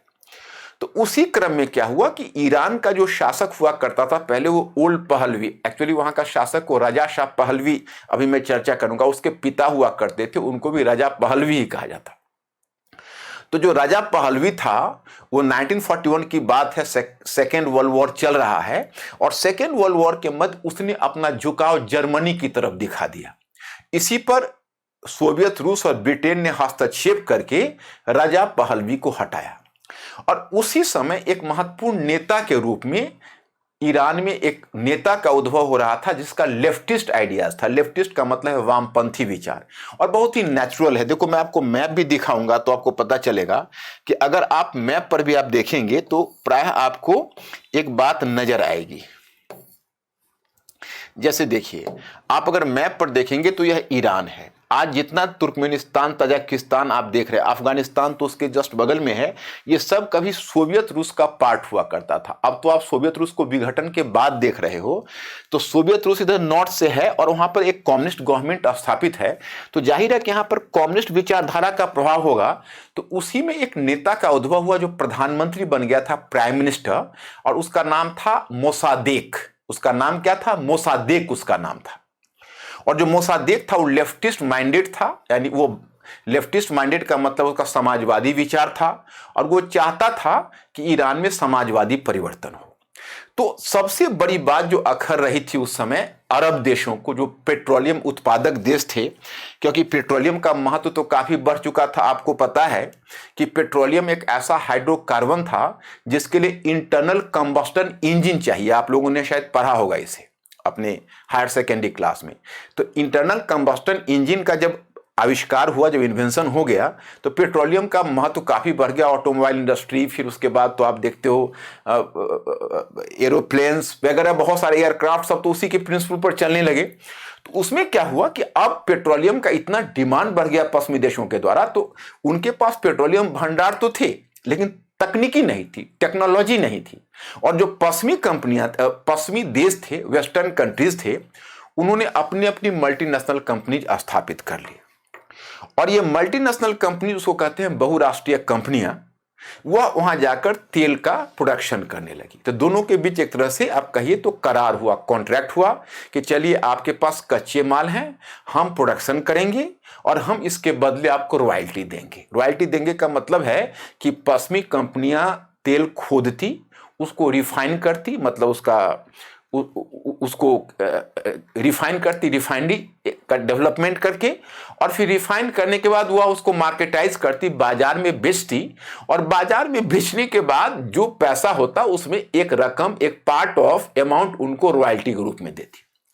अब धीरे धीरे ऐसा महसूस किया गया कि लगभग 90% रकम स्वयं मल्टीनेशनल कंपनी डकार जाती थी और 10% रकम वो संबंधित देश को मिलता था। तो प्रतिक्रिया होने लगी, और इसमें सबसे पहले ईरान ने प्रतिक्रिया दिखाई। और ईरान में एक कंपनी थी जो तेल खोद रही थी, जिसका नाम था एंग्लो ईरानी कंपनी। वही तेल का प्रोडक्शन कर रही थी, ऑयल प्रोडक्शन। तो जो मोसादेक की सरकार थी, मैंने आपको बताया वामपंथी दृष्टिकोण वाली सरकार तो थी ही, उसको ये बात बहुत बुरी लगी, और उसने देखा कि भाई तो ईरान का इकोनॉमिक एक्सप्लॉयटेशन है, आर्थिक शोषण है। तो उसने मोसादेक की सरकार ने तुरंत एंग्लो ईरानी कंपनी का राष्ट्रीयकरण कर लिया, नेशनलाइजेशन कर लिया। इसका मतलब यह है कि अब उस पर से ब्रिटेन का प्रभुत्व समाप्त कर दिया और अपने पेट्रोलियम भंडार पर कब्जा कर लिया। अब जब उसने पेट्रोलियम भंडार पर कब्जा किया तो जाहिर है कि इससे संयुक्त अमेरिका के भी कान खड़े हो गए, दो कारणों से। एक तो मोसादेक का झुकाव साम्यवाद की तरफ था, और दूसरा मोसादेक ने यूरोपीय कंपनी से उसका पेट्रोलियम रिजर्व छीन लिया था। तो एक कहावत आप जानते होंगे, खरबूजे को देखकर खरबूजा रंग पकड़ता है। तो संयुक्त राज्य अमेरिका को लगने लगा कि आज ईरानी कंपनी ने किया, कल कोई दूसरी कंपनी हमारे साथ कर सकती है ऐसा। तो उसने तुरंत उसमें हस्तक्षेप करके और मोसादेक की सरकार को गिरा दिया।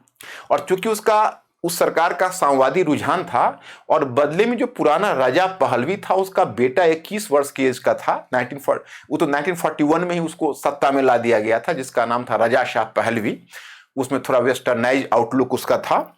तो उसको उसने ताकत दिला दी और वास्तविक वहां का जो शासक बन गया। पहले उसकी बहुत सारी सत्ता मोसादेक ने छीन ली थी, तो उसको दोबारा उसने पावर को रिस्टोर कर दिया। उस शासक का नाम था रजा शाह पहलवी इतिहास में।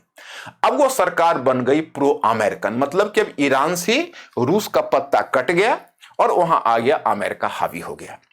अब यह जो रजा शाह पहलवी की सरकार थी, वह सरकार ने ईरान पर अपना वर्चस्व स्थापित किया और अमेरिकी हितों की रक्षा करना शुरू कर दिया। तो ईरान पर अमेरिका का वर्चस्व हो गया। चलिए पाकिस्तान को देखते हैं कहां है। तो पाकिस्तान ईरान के पड़ोस में है। यहां पर अमेरिका बैठा हुआ है, ईरान में अमेरिका बैठा हुआ है, इस तरह से कोल्ड वॉर में। अब यह है रूस। तो रूस के दक्षिण में ईरान पर, तो अमेरिका में अब रजा शाह पहलवी स्थापित हो गया। और रजा शाह पहलवी ने वहां पर एक व्हाइट रेवोल्यूशन शुरू कर दिया। मतलब कोई भी सरकार के द्वारा व्हाइट रेवोल्यूशन शब्द अपने आप में आपको बड़ा आश्चर्यजनक लगेगा कि सरकार रेवोल्यूशन कैसे चला सकती है, लेकिन रेवोल्यूशन का मतलब उसका यह है, उसका नाम हुआ व्हाइट रेवोल्यूशन, जो 1963 में उसने चला है। एक्चुअली रजा शाह पहलवी ने सरकार तो स्थापित कर दी थी और उसके सिर पर संयुक्त राज्य अमेरिका का भी हाथ था, परंतु उसके दो प्रतिद्वंदी ईरान में खड़े थे। एक तरफ था इस्लामी रूढ़िवादी संगठन जिसका नेतृत्व शिया उलेमा कर रहे थे। उसमें एक प्रसिद्ध उलेमा था जिसका नाम था रुहुल्लाह खुमैनी, और दूसरा उसका प्रतिद्वंदी था वामपंथी, या जिसको कहते हो साम्यवादी गुट, कम्युनिस्ट गुट। तो ये दो गुट उसके प्रतिद्वंदी के रूप में खड़े थे। तो एक को उसने नाम दिया ब्लैक रेवोल्यूशन, उलेमाओं के प्रभाव को उसने ब्लैक रेवोल्यूशन नाम दिया, और कम्युनिस्टों के प्रभाव को उसने रेड रेवोल्यूशन नाम दिया, लाल क्रांति और काली क्रांति। और तब उसने एक व्हाइट रेवोल्यूशन चलाया जिसका उद्देश्य था लैंड रिफॉर्म्स, भूमि सुधार करना, बड़े बड़े भूमिधारी से भूमि छीनकर निर्धन लोगों में बांटना, यानी रीडिस्ट्रीब्यूशन ऑफ लैंड, लोगों को मुफ्त शिक्षा का प्रबंध, मतलब free subsidies, health, education, industrialisation, औद्योगिकरण, ताकि लोगों में समृद्धि आए। और एक तरह से तुम समझो तो ये पूरे वामपंथी जो जिसको कहते हो साम्यवादी प्रोग्राम, उसको चुरा लिया और खुद लागू करने लगा ताकि हमें ईरान में प्रसिद्धि मिल जाए। और एक व्यक्तित्व आपको इस्लामी दुनिया में और दिखेगा, शायद आप लोगों ने उसे नोटिस किया होगा या नहीं। अगर नहीं नोटिस किया होगा तो जरूर आप भविष्य में नोटिस करना। उसका नाम है मुस्तफा कमाल पाशा। क्योंकि मुस्तफा कमाल पाशा ने तुर्की का जिस तरह से पश्चिमीकरण शुरू किया, रजा शाह पहलवी ने भी उसी प्रकार से ईरान का वेस्टर्नाइजेशन, पश्चिमीकरण शुरू किया। अब देखते देखते वहां पर इतने सारे आप देखते हो कि नए नए अमेरिकन आउटलेट्स स्थापित हो गए, बहुत सारी मल्टीनेशनल कंपनीज फंक्शन करने लगी, टाउन्स बनने लगे, वहां आप देखोगे पब खुल गए, बियर और वाइन बार्स खुल गए, बहुत सारे डांसिंग रिजॉर्ट्स स्थापित हो गए। तो ये सब जो परिवर्तन हो रहा था उसको ईरान का परंपरागत समाज एक्सेप्ट नहीं कर रहा था। और सबसे बड़ी बात यह थी कि कहीं ना कहीं वो अमेरिकी सरकार का पिट्ठू नजर आ रहा था। उसे ईरान में वैसी प्रेस्टीज या वैसी प्रतिष्ठा नहीं मिल पा रही थी जैसे मिलनी चाहिए, क्योंकि लग रहा था कि भाई ये तो एक तरह से सैटेलाइट कंट्री बना दिया ईरान को। अब इसी तरह से धीरे धीरे उसके विरुद्ध माहौल गर्म हो रहा था। और उसने जब देखा कि इधर कम्युनिस्टों को भी उसने भगाया, ईरान से भगा दिया था, और दूसरी तरफ उसने जो कट्टर शिया उलेमा है उसका भी दमन किया था। जो रुहुल्लाह खुमैनी है उसको भागकर वहां से इराक में शरण लेनी पड़ी थी, और फिर वो बाहर ही बाहर था। लेकिन 1979 में वो प्रकट हो गया, और फिर उसने एक तरह से ईरानी युवाओं को एक धार्मिक अपील की और ईरान को मूल भावना को बचाने की बात की, और धार्मिक अपील करके उसने एक क्रांति खड़ी कर दी। अब आप समझ सकते हो कि रेवोल्यूशन नाम यहां पर कितना अनुचित है, लेकिन उसने वहां पर एक तरह से, देखो एक्चुअली होता क्या है, ये एक बड़ा टेक्निकल पहलू है। कई बार आपके मन में जिज्ञासा होगी कि क्या धर्म कभी क्रांति का वाहक हो सकता है। तो आप भारत में भी देखोगे बहुत सारे जनजाति और किसान आंदोलन हुए, तो वहां पर धर्म की अपील की गई। धर्म की अपील करने की वजह क्या होती है कि जहां पर कोई संगठित राजनीतिक दल नहीं होता है और जहां आधुनिक विचारधारा का सपोर्ट नहीं होता है, वहां पर रिलीजियन जो धर्म है वह एक कह सकते हो कि एक फ्रेज ऑफ प्रोटेस्ट बन जाता है, और धर्म के माध्यम से भी कई बार प्रतिकार किया जाता है। अब देखो इस्लाम में यह तत्व था। इसका कारण यह था कि अगर आप इस्लाम के इतिहास में जाओगे तो प्रॉफिट मोहम्मद हैं, तो प्रॉफिट मोहम्मद को तो बड़ी बड़े संघर्ष के बाद अपने धर्म को स्थापित करना पड़ा था। मक्का में धर्म चलाया तो उनको इतना विरोध हुआ कि मक्का छोड़ना पड़ा, मदीना आना पड़ा, और उन्होंने बड़े संघर्ष और त्याग के बाद तब इस्लाम को बचाया था। जिहाद उस समय इसलिए शब्द का प्रयोग किया गया था क्योंकि जिहाद उस समय इस्लाम आत्मरक्षा की लड़ाई लड़ रहा था, तो जिहाद शब्द का प्रयोग हुआ। बाद में उस जिहाद शब्द का मिसयूज भी हुआ है, लेकिन वो जो प्रॉफिट मोहम्मद ने बड़े संघर्ष के बाद इस्लाम को जिलाया था। और फिर इस्लाम के जो गौरव के दिन थे वो 4 खलीफाओं के समय थे, जब इस्लाम के झंडे दुनिया के एक बड़े भाग में फहरा रहा था।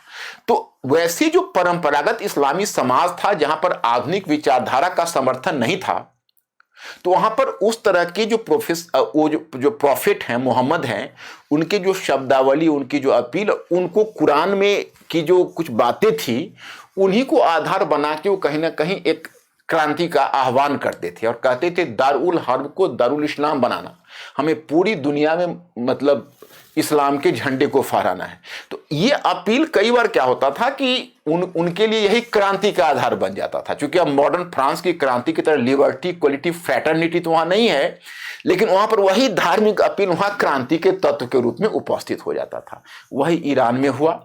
रजा शाह पहलवी उसे संभाल नहीं पाया, जबकि वो सबसे मॉडर्न आर्मी उसने पश्चिम एशिया में स्थापित की थी। ईरान की जो आर्मी थी वेल ट्रेंड आर्मी थी, लेकिन जो तुलसीदास ने जो कहा है कि 14 भुवन एक पति होई, भूत द्रोह तिष्ठै नहीं सोई। 14 भुवन का भी मालिक हो, लेकिन जब जनता विद्रोह कर दे तो उस विद्रोह को संभालना मुश्किल है, उसे देश छोड़कर भागना पड़ा और इस तरह से ईरान पर कब्जा हो गया रुहुल्लाह खुमैनी और जो कट्टरपंथी उलेमा है उनका। अब उसके बाद उन्होंने फिर उसी धर्म के आधार पर वहां पर शासन स्थापित किया। खैर एनीवे, अब उतनी गहराई में हमको नहीं जाना है।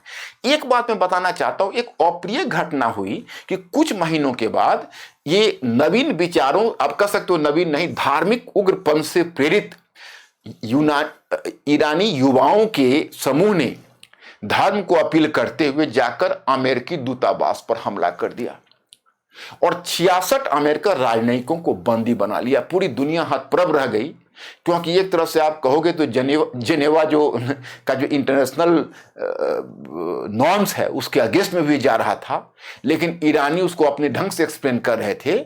उस समय खैर कई अमेरिकन प्रेसिडेंट, बाद में तो रीगन ने भी इसमें हिस्सा लिया था, लेकिन उस समय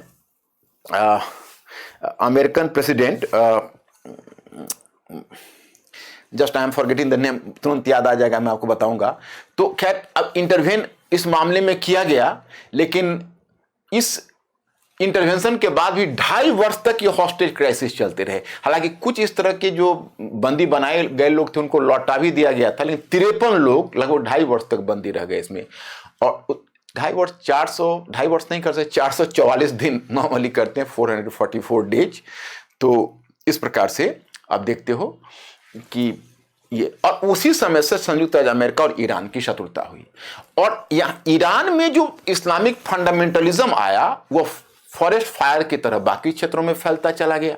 आपको सबसे दुखद आश्चर्य की बात होगी, उसके ठीक इस घटना के लगभग 6 महीने के बाद नवंबर में उधर से उग्रपंथियों का एक दल, जिसको देखो एक्चुअली जो कट्टरपंथी इस्लाम है उसमें 2 विचारधारा अलग अलग चलने लगी थी। एक विचारधारा थी उसको कहते हैं बहावी और दूसरे को कहते हैं सलाफी। सलाफी विचारधारा का आधार इजिप्ट में तैयार हुआ था, मिस्र में, और बहावी विचारधारा का आधार सऊदी अरेबिया में। 19वीं सदी के अंत में आया था सलाफी विचारधारा मिस्र में, इजिप्ट में, और बहावी विचारधारा 18वीं सेंचुरी में एक सऊदी अरेबिया के संत हुआ करते थे जिनका नाम था अब्दुल बहाव। तो अब्दुल बहाव ने ही इस विचारधारा को, बहावी विचारधारा को प्रेरित किया था। तो वही बहावियों का एक समूह था, उन्होंने सीधा हमला कर दिया। कहाँ? तो मक्का को घेर लिया। मक्का का जो ग्रैंड शरीफ और मक्का, और आप देखते हो जो उसका जो चीफ मॉस्क है उस पर कब्जा कर लिया मक्का पर। और बहुत सारे तीर्थयात्री थे उसको भी बंदी बना लिया। और आप देखोगे कि मक्का पर एक तरह से कब्जा करके ऐलान किया कि हम एक नए महदी है। अब महदी की अवधारणा क्या थी? तो इस्लाम में अवधारणा एक यह थी, कुछ मतलब मुस्लिम ऐसा मानते थे, कुछ मुस्लिम संत, कि 1000 वर्षों के बाद एक नया प्रॉफिट आएगा और वो इस्लाम का उद्धार करेगा। तो ऐसे प्रॉफिट को महदी कहा जाता था। तो उसी में से एक जो आक्रमणकारी थे उन्होंने अपना एक लीडर चुना, कहा कि ये हमारा महदी है और यही इस्लाम का प्यूरिफिकेशन करेगा। तो हम इस्लाम के प्यूरिफिकेशन के लिए, शुद्धिकरण के लिए आए हैं। हालांकि सऊदी सरकार ने तुरंत फ्रांस की सरकार से सहायता ली, कमांडोज को लगाया गया। हालांकि उस क्राइसिस में 1000 लोग मरे और बहुत इनोसेंट तीर्थयात्री भी मर गए, और जो इन्वेडर्स का ग्रुप था, जो आक्रमणकारी थे, वो भी मर गए। तो उसमें और कमांडोज भी मरे। तो ये घटना बड़ी दुखद घटना हुई। उसके बाद जो सऊदी अरेबिया की सरकार है वो अपने आप को, क्योंकि सऊदी अरेबिया की सरकार पर आरोप इनका यह था कि यह भी अमेरिका की पिट्ठू सरकार है, क्योंकि संयुक्त राज्य अमेरिका ने सऊदी अरेबिया की सरकार को भी संरक्षण अपने ढंग से दिया था। अब वही देखो, वही सऊदी अरेबिया, अभी आपने MBS का नाम सुना होगा करंट में, जैसे MBS मोहम्मद बिन सुल्तान, जो नया, जो अभी क्राउन प्रिंस है। हालांकि खाशोगी वाले मामले में वो काफ़ी फंसे हैं कि वहाँ पर उसने बड़ा ब्रूटल किलिंग करवा दी, लेकिन 2030 का विजन उसने सऊदी अरब में दिया है। उसने महिलाओं को आज़ादी दी है, उसने महिलाओं को ड्राइविंग का अधिकार दिया है, पायलटशिप ऑफ कार रेसिंग में भी महिलाओं को सऊदी अरेबिया में जगह दी जा रही है। आप लोग करंट में पढ़ते होंगे। लेकिन ये धीरे धीरे अब वो बदलाव आना ही था। तेल के सोते सूख रहे हैं। अब अगर अपने आप को मॉडर्नाइज नहीं करोगे तो पेट्रोलियम के धन पर कितने समय तक खाओगे? एक समय तो ऐसा आएगा। तो चलिए, ये तो एक ट्रेंड जो हम देखते हैं 21st सेंचुरी का, इस्लामिक कट्टरपंथ, उसका विकास 2 घटनाएं हैं। ईरान से शुरू हुई और बाकी जगहों पर फैल गई। और वर्तमान में जो आप ईरान में और संयुक्त राज्य अमेरिका में जो आप कॉन्फ्लिक्ट देखते हो, उस कॉन्फ्लिक्ट की जड़ भी यही है। अब मैं आपको दूसरी घटना दिखाता हूं।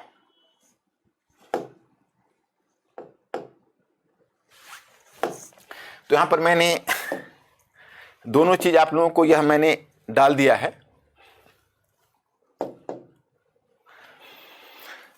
Islamic revolution under Rohilla Khomeini, इसका इंपैक्ट क्या पड़ा, इस इंपैक्ट को भी मैंने डाल दिया है, हिंदी में भी और इंग्लिश में दोनों। हिंदी में डाल दिया है। धार्मिक उग्रवाद का उद्भव हुआ। सऊदी अरब के धार्मिक उग्रपंथियों के द्वारा मक्का पर कब्जा। इधर तेल संकट गहराया। तेल संकट, अब देखो आप तेल संकट क्या है। तो तेल संकट का मतलब यह हुआ कि 1973 में, चूंकि अब पेट्रोलियम के बिना प्रोडक्शन तो संभव नहीं है, प्रोडक्शन में उसका बहुत बड़ा रोल है। मतलब जब धीरे धीरे बाकी जो अरब देश हैं वो जब पश्चिमी साम्राज्यवादियों के चंगुल से थोड़ा थोड़ा मुक्त हुए, तो उन्होंने एक संगठन का निर्माण कर लिया जिसे कहते हैं ओपेक संगठन, OPEC, organisation of petroleum exporting countries. उन्होंने 1973 में पेट्रोलियम का मूल्य 4 गुना बढ़ा दिया। तो देखो, 2 ट्रेंड है जो इन 5 घटनाओं से पहले से चल रही है। एक ट्रेंड है, उसको ध्यान रखना। एक तो 1973 में 79 के वर्ष से 6 वर्ष पहले ही पहला तेल संकट आ गया है। टोटल 2 तेल संकट माने जाते हैं, एक 1973, दूसरा 1979। तो 1979 तो इसी से कोइंसाइड कर रहा है जो मैं ईयर आपको बता रहा। लेकिन 1973 में भी 4 गुना तेल की कीमत बढ़ गई थी। उसका पहले, उससे पहले एक अरब देशों ने एम्बार्गो भी लगा दिया था, यानी तेल की नाकेबंदी कर दी थी कि हम अमेरिका के हाथों तेल नहीं बेचेंगे, क्योंकि अमेरिका साम्राज्यवादी है और वह यहूदी इजराइल की सहायता पैलेस्टाइन के अगेंस्ट में कर रहा है या अरब देशों के अगेंस्ट में कर रहा है। उस कारण से भी क्राइसिस आई और फिर उन्होंने सिर मुड़ाते ही ओले पड़े, फिर उन्होंने पेट्रोलियम की कीमत भी बढ़ा दी। तो एक घटना तो ये हो ही गई थी। 1979 में जब ईरान में क्राइसिस आई तो और उसी समय ओपेक ने पेट्रोलियम की कीमत में 6 गुना वृद्धि कर दी, तो दूसरा ऑयल क्राइसिस आ गई। तो दूसरा ऑयल क्राइसिस भी इससे जुड़ा हुआ है। और तीसरा है greater division between Shia Iran and Sunni countries supported by USA. अब यूएसए के हाथ से तो ईरान निकल गया, तो यूएसए तो काफी, जो संयुक्त राज्य अमेरिका था वो तो बहुत ज्यादा आहत हुआ, बहुत ज्यादा उग्र, क्योंकि उसके हौस्टिस क्राइसिस से उसकी प्रतिष्ठा को भी धक्का लगा, उसके तो डायरेक्ट चैलेंज उसको मिले। तो उसने अब क्या किया कि अरब कंट्रीज में जो सुन्नी देश है उसको अपने पक्ष में करके, जिसमें सऊदी अरेबिया उसका लीडर है, तो उसको अमेरिका ने अपने मजबूत प्रभाव क्षेत्र में ले आया। आज भी तुम देखो ईरान में वर्तमान में, अरब क्षेत्र में या और पश्चिम एशिया में, कि एक अब अमेरिका की वहां नीति क्या है, व्हाट इज द पॉलिसी? वहां पॉलिसी यह है कि सुन्नी देशों के गुट को अपने प्रभाव में रखो और इजराइल से उनकी दोस्ती कराओ और ईरान को अलग थलग कर दो। यही उनकी पॉलिसी है। अभी आपने शायद नोटिस किया होगा, कभी मैं अपने लेक्चर में आपको बताऊंगा, अभी मेरे विचार का विषय नहीं, 2020 में एक अब्राहम एकॉर्ड हुआ। अब्राहम एकॉर्ड उसको बोलते हैं, क्योंकि 2 अरब कंट्री से फिर दोस्ती कराई इजराइल की, क्योंकि इजराइल को धीरे धीरे वो चाहते हैं कि कम्युनिटी ऑफ नेशंस में इजराइल को स्वीकृति मिले सुन्नी देशों के द्वारा। और एक पुरानी कहावत आपने सुनी होगी, दुश्मन का दुश्मन मित्र होता है, एनमीज एनमीज इज फ्रेंड। तो उस हिसाबन आप कहोगे तो ईरान और इजराइल दोनों के कट्टर सऊदी अरेबिया एंड जो आप कह सकते हो कि मुस्लिम कंट्री, दोनों के कट्टर शत्रु हैं ईरान। तो इसलिए अब सऊदी अरेबिया और इजराइल के बीच थोड़ा सा खिचड़ी पकने लगी है और बहुत सारे अरब कंट्रीज भी इजराइल के साथ अब दोस्ती का हाथ बढ़ा रहे हैं, क्योंकि दोनों का कॉमन एनिमी ईरान है। तो ये जो बदलाव आप देख रहे हो यह भी इसका है। अब दूसरी घटना है वह मैं आपको बताना चाहूंगा कि अफगानिस्तान पर सोवियत रूस का आक्रमण, जो दूसरी 5 घटनाएं जो मैंने बताई है।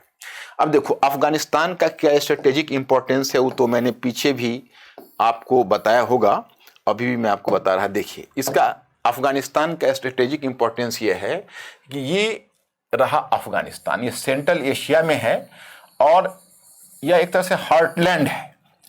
और इधर सोवियत रसिया का दक्षिणी पड़ोसी है, इधर पाकिस्तान है, कोल्ड वॉर चल रहा है। ये देखो इधर इंडिया है, इंडिया गुटनिरपेक्ष अपने आप को घोषित किया हुआ है, मैंने किया हुआ था, अब तो स्ट्रेटेजिक पार्टनर की खोज में है। और पाकिस्तान यूएसए का पिट्ठू स्टेट था, बल्कि उसके साथ ये दो बगदाद पैक्ट में भी यूएसए के साथ वो शामिल था। और साउथ ईस्ट एशिया में एक संगठन बना था, आपने नाम सुना होगा, सीटो, उसका भी ये मेंबर था। तो ये यूएसए का पिट्ठू देश था। और दूसरा तो पाकिस्तान यूएसए के अंतर्गत था और ईरान तो खैर निकल गया था अमेरिका के हाथ से।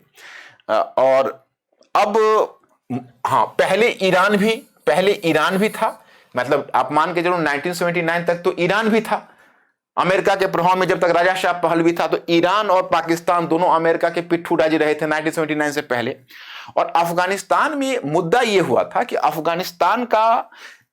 अफगानिस्तान एक तरह से हमेशा पूरे इतिहास में बहुत सारे इन्वेडर्स आए। अफगानिस्तान में तो देखो रिसोर्सेस नहीं है, लेकिन उसका एक सामरिक महत्व बहुत ज्यादा है अफगानिस्तान का, क्योंकि ये बड़ा ही चीफ लोकेशन पर स्टैब्लिश हुआ है। और विशेषकर कोल्ड वॉर के समय तो इसका इंपॉर्टेंस और भी बहुत ज्यादा है।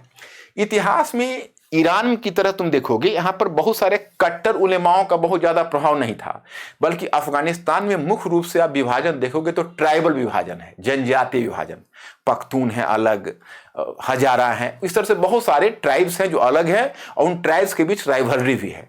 तो अफगानिस्तान का जो किंग भी होता अफगानिस्तान का, उसके पास भी बहुत सेंट्रलाइज पावर नहीं होता। वो एक तरह से कुछ अपने पावर को लिमिट या एक सीमित अपने पावर को रखता, और वास्तविक शक्ति जो होती है उस तरह के ट्राइबल ऑर्गेनाइजेशंस में भी होती। आज भी अगर कभी न्यूज़पेपर में आप पढ़ोगे तो देखोगे अफगानिस्तान का प्रेसिडेंट है, वह कहां जाता है तो वह जिगरा लोया को फेस करने जाता है। जिगरा लोया एक ट्राइबल ऑर्गेनाइजेशन है जो राज्य से पहले है, और उसको जिगरा लोया मतलब वहां पर एक ट्राइबल ऑर्गेनाइजेशन, वहां पर उसको जाना पड़ता है, मतलब जनजातीय संगठन है जहां उसको जवाब देना पड़ता है। तो मतलब यह है कि इस तरह का वहां पर माहौल था। और लेकिन अफगानिस्तान का चूंकि कभी इसको यूएसए भी अपने प्रभाव में लाना चाहता था, सोवियत रूस भी अपने प्रभाव में लाना चाहता था, तो दोनों, इससे पहले इतिहास में ब्रिटेन भी अपने प्रभाव में लाना चाहा। 2 बार ब्रिटिश पीटकर अफगानिस्तान से आ गए थे, एक बार ऑकलैंड के समय, दूसरी तरफ लॉर्ड लिटन के समय, आप अगर मॉडर्न हिस्ट्री पढ़ोगे। तो अब क्या है कि ये दोनों अपने प्रभाव क्षेत्र को बनाना चाहते थे। तो इस क्रम में अफगानिस्तान को बहुत सारा डोनेशन मिला और फिर वहां आधुनिक शिक्षा पद्धति भी लागू की गई। तो कुछ नवीन शिक्षा पद्धति से प्रेरित युवाओं का भी उद्भव हुआ जो अफगानिस्तान को आगे ले जाना चाहते थे। और चूंकि यह सोवियत रूस के पड़ोस में था वहां पर, इसलिए वहां पर एक साम्यवादी गुट भी बन गया, साम्यवादी संगठन भी। तो यहां पर इस्लामी संगठन भी कायम था, साम्यवादी संगठन भी कायम था। और अफगानिस्तान का शासक हुआ करता था जहीर शाह। तो जहीर शाह का एक कजन ब्रदर था जिसका नाम था मोहम्मद दाऊद। तो जहीर शाह कहीं ट्रीटमेंट के लिए बाहर गया, इसका फायदा उठाकर मोहम्मद दाऊद ने उसका तख्ता पलट दिया और स्वयं अफगानिस्तान पर उसने कब्जा कर लिया। और पहले तो मोहम्मद दाऊद ने सोवियत रूस की तरफ अपना झुकाव दिखाया, फिर बाद में संयुक्त राज्य अमेरिका की तरफ झुक गया और उसने अपना मॉडर्नाइजेशन प्रोग्राम आरंभ किया, आधुनिकीकरण की प्रक्रिया शुरू की, जिसमें उसने युवाओं को रोजगार देना, नए उद्योग स्थापित करना, महिलाओं को मताधिकार देना, मतलब बहुत सारे प्रोग्रेसिव स्टेप्स उसने लिए। लेकिन धीरे धीरे वो अमेरिकी गुट की तरफ जाने लगा। वहां पर उस समय एक कम्युनिस्ट पार्टी वहां काम कर रही थी, Pakistan people's democratic party of Afghanistan उसको बोलते थे, और उसको सोवियत रूस का आशीर्वाद प्राप्त था। धीरे धीरे कम्युनिस्टों ने वहां पर अपना कब्जा जमाना शुरू किया। अब जब कम्युनिस्ट सरकार ने अपना, जो कम्युनिस्ट पार्टी ने कब्जा जमाना शुरू किया वहां पर, और अमेरिका ने तब तक हाथ खींच लिया था। अमेरिका तो देख रहा था पाकिस्तान में मैं हूं, और अभी ईरानी क्रांति भी नहीं हुई थी, इसलिए संयुक्त राज्य अमेरिका को विश्वास था चलो ईरान भी तो पड़ोस में हमारे साथ है।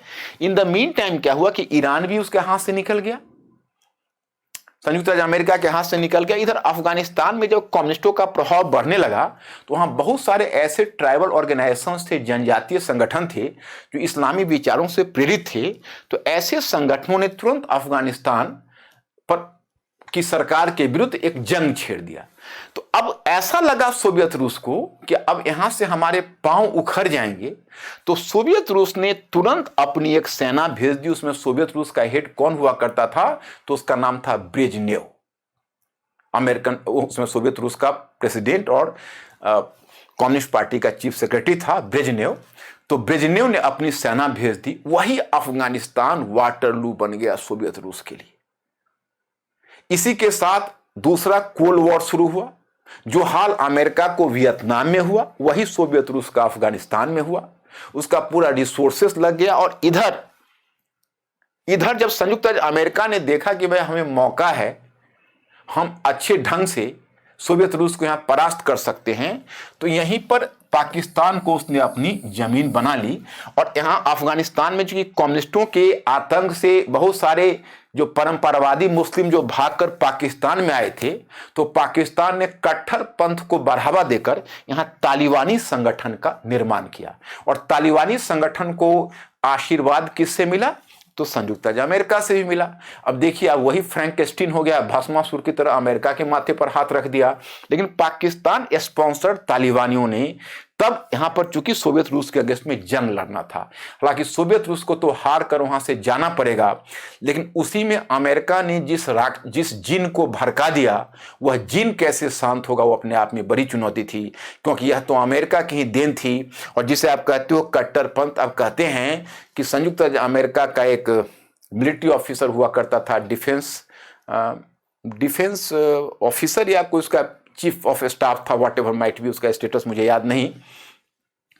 तो उसने एक हाथ में कुरान, खैबर दर्रा के पास एक हाथ में कुरान और एक हाथ में AK-56 राइफल लेकर उसने अपील की इन अफगानी मुजाहिदीनों से, मुजाहिदीन कहते हैं जो धार्मिक प्रभावों से और एक धार्मिक जंग छेड़ने वाले युवाओं को, तो उनसे अपील की कि ये आपको आज़ादी दिलवाएंगे, they will give you the freedom. अब समझ सकते हो कि यहाँ पर इस्लामिक कट्टरपंथ को प्रोत्साहित करने में संयुक्त राज्य अमेरिका का भी हाथ था। रूस तो हार के, सोवियत रूस तो हार के बाहर निकल गया। इस कारण सोवियत रूस का विघटन भी हुआ। आगे चलकर सोवियत रूस एक महाशक्ति का दर्जा खो दिया। लेकिन यहां अमेरिका ने भी इसकी कीमत आगे चुकाई। अब मैं आपको दूसरी चीज बताता हूं।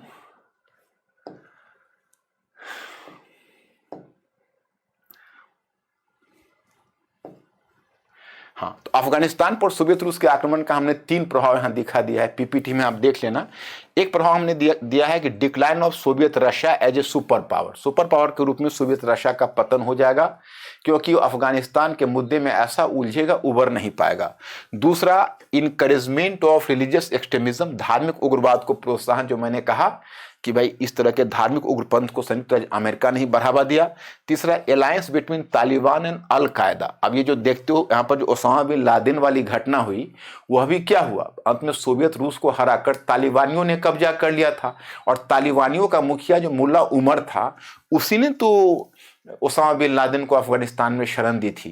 वो पहले सूडान में था, सूडान की सरकार पर जब अमेरिका ने दबाव डाला तो 96 में वो अफगानिस्तान में आ गया और अफगानिस्तान में उसने उसका मास्टरमाइंड बना 9/11 का, और 9/11 की घटना हुई और अंत में अमेरिका की लड़ाई तालिबानियों से शुरू हो गई, जिसमें पाकिस्तान को भी हथियार उठाना पड़ा तालिबानियों के अगेंस्ट में, कम से कम संयुक्त अमेरिका को दिखाने के लिए। ये पूरी की पूरी वारदात पीछे की तरफ जाती है, तो इसको ध्यान रखना है।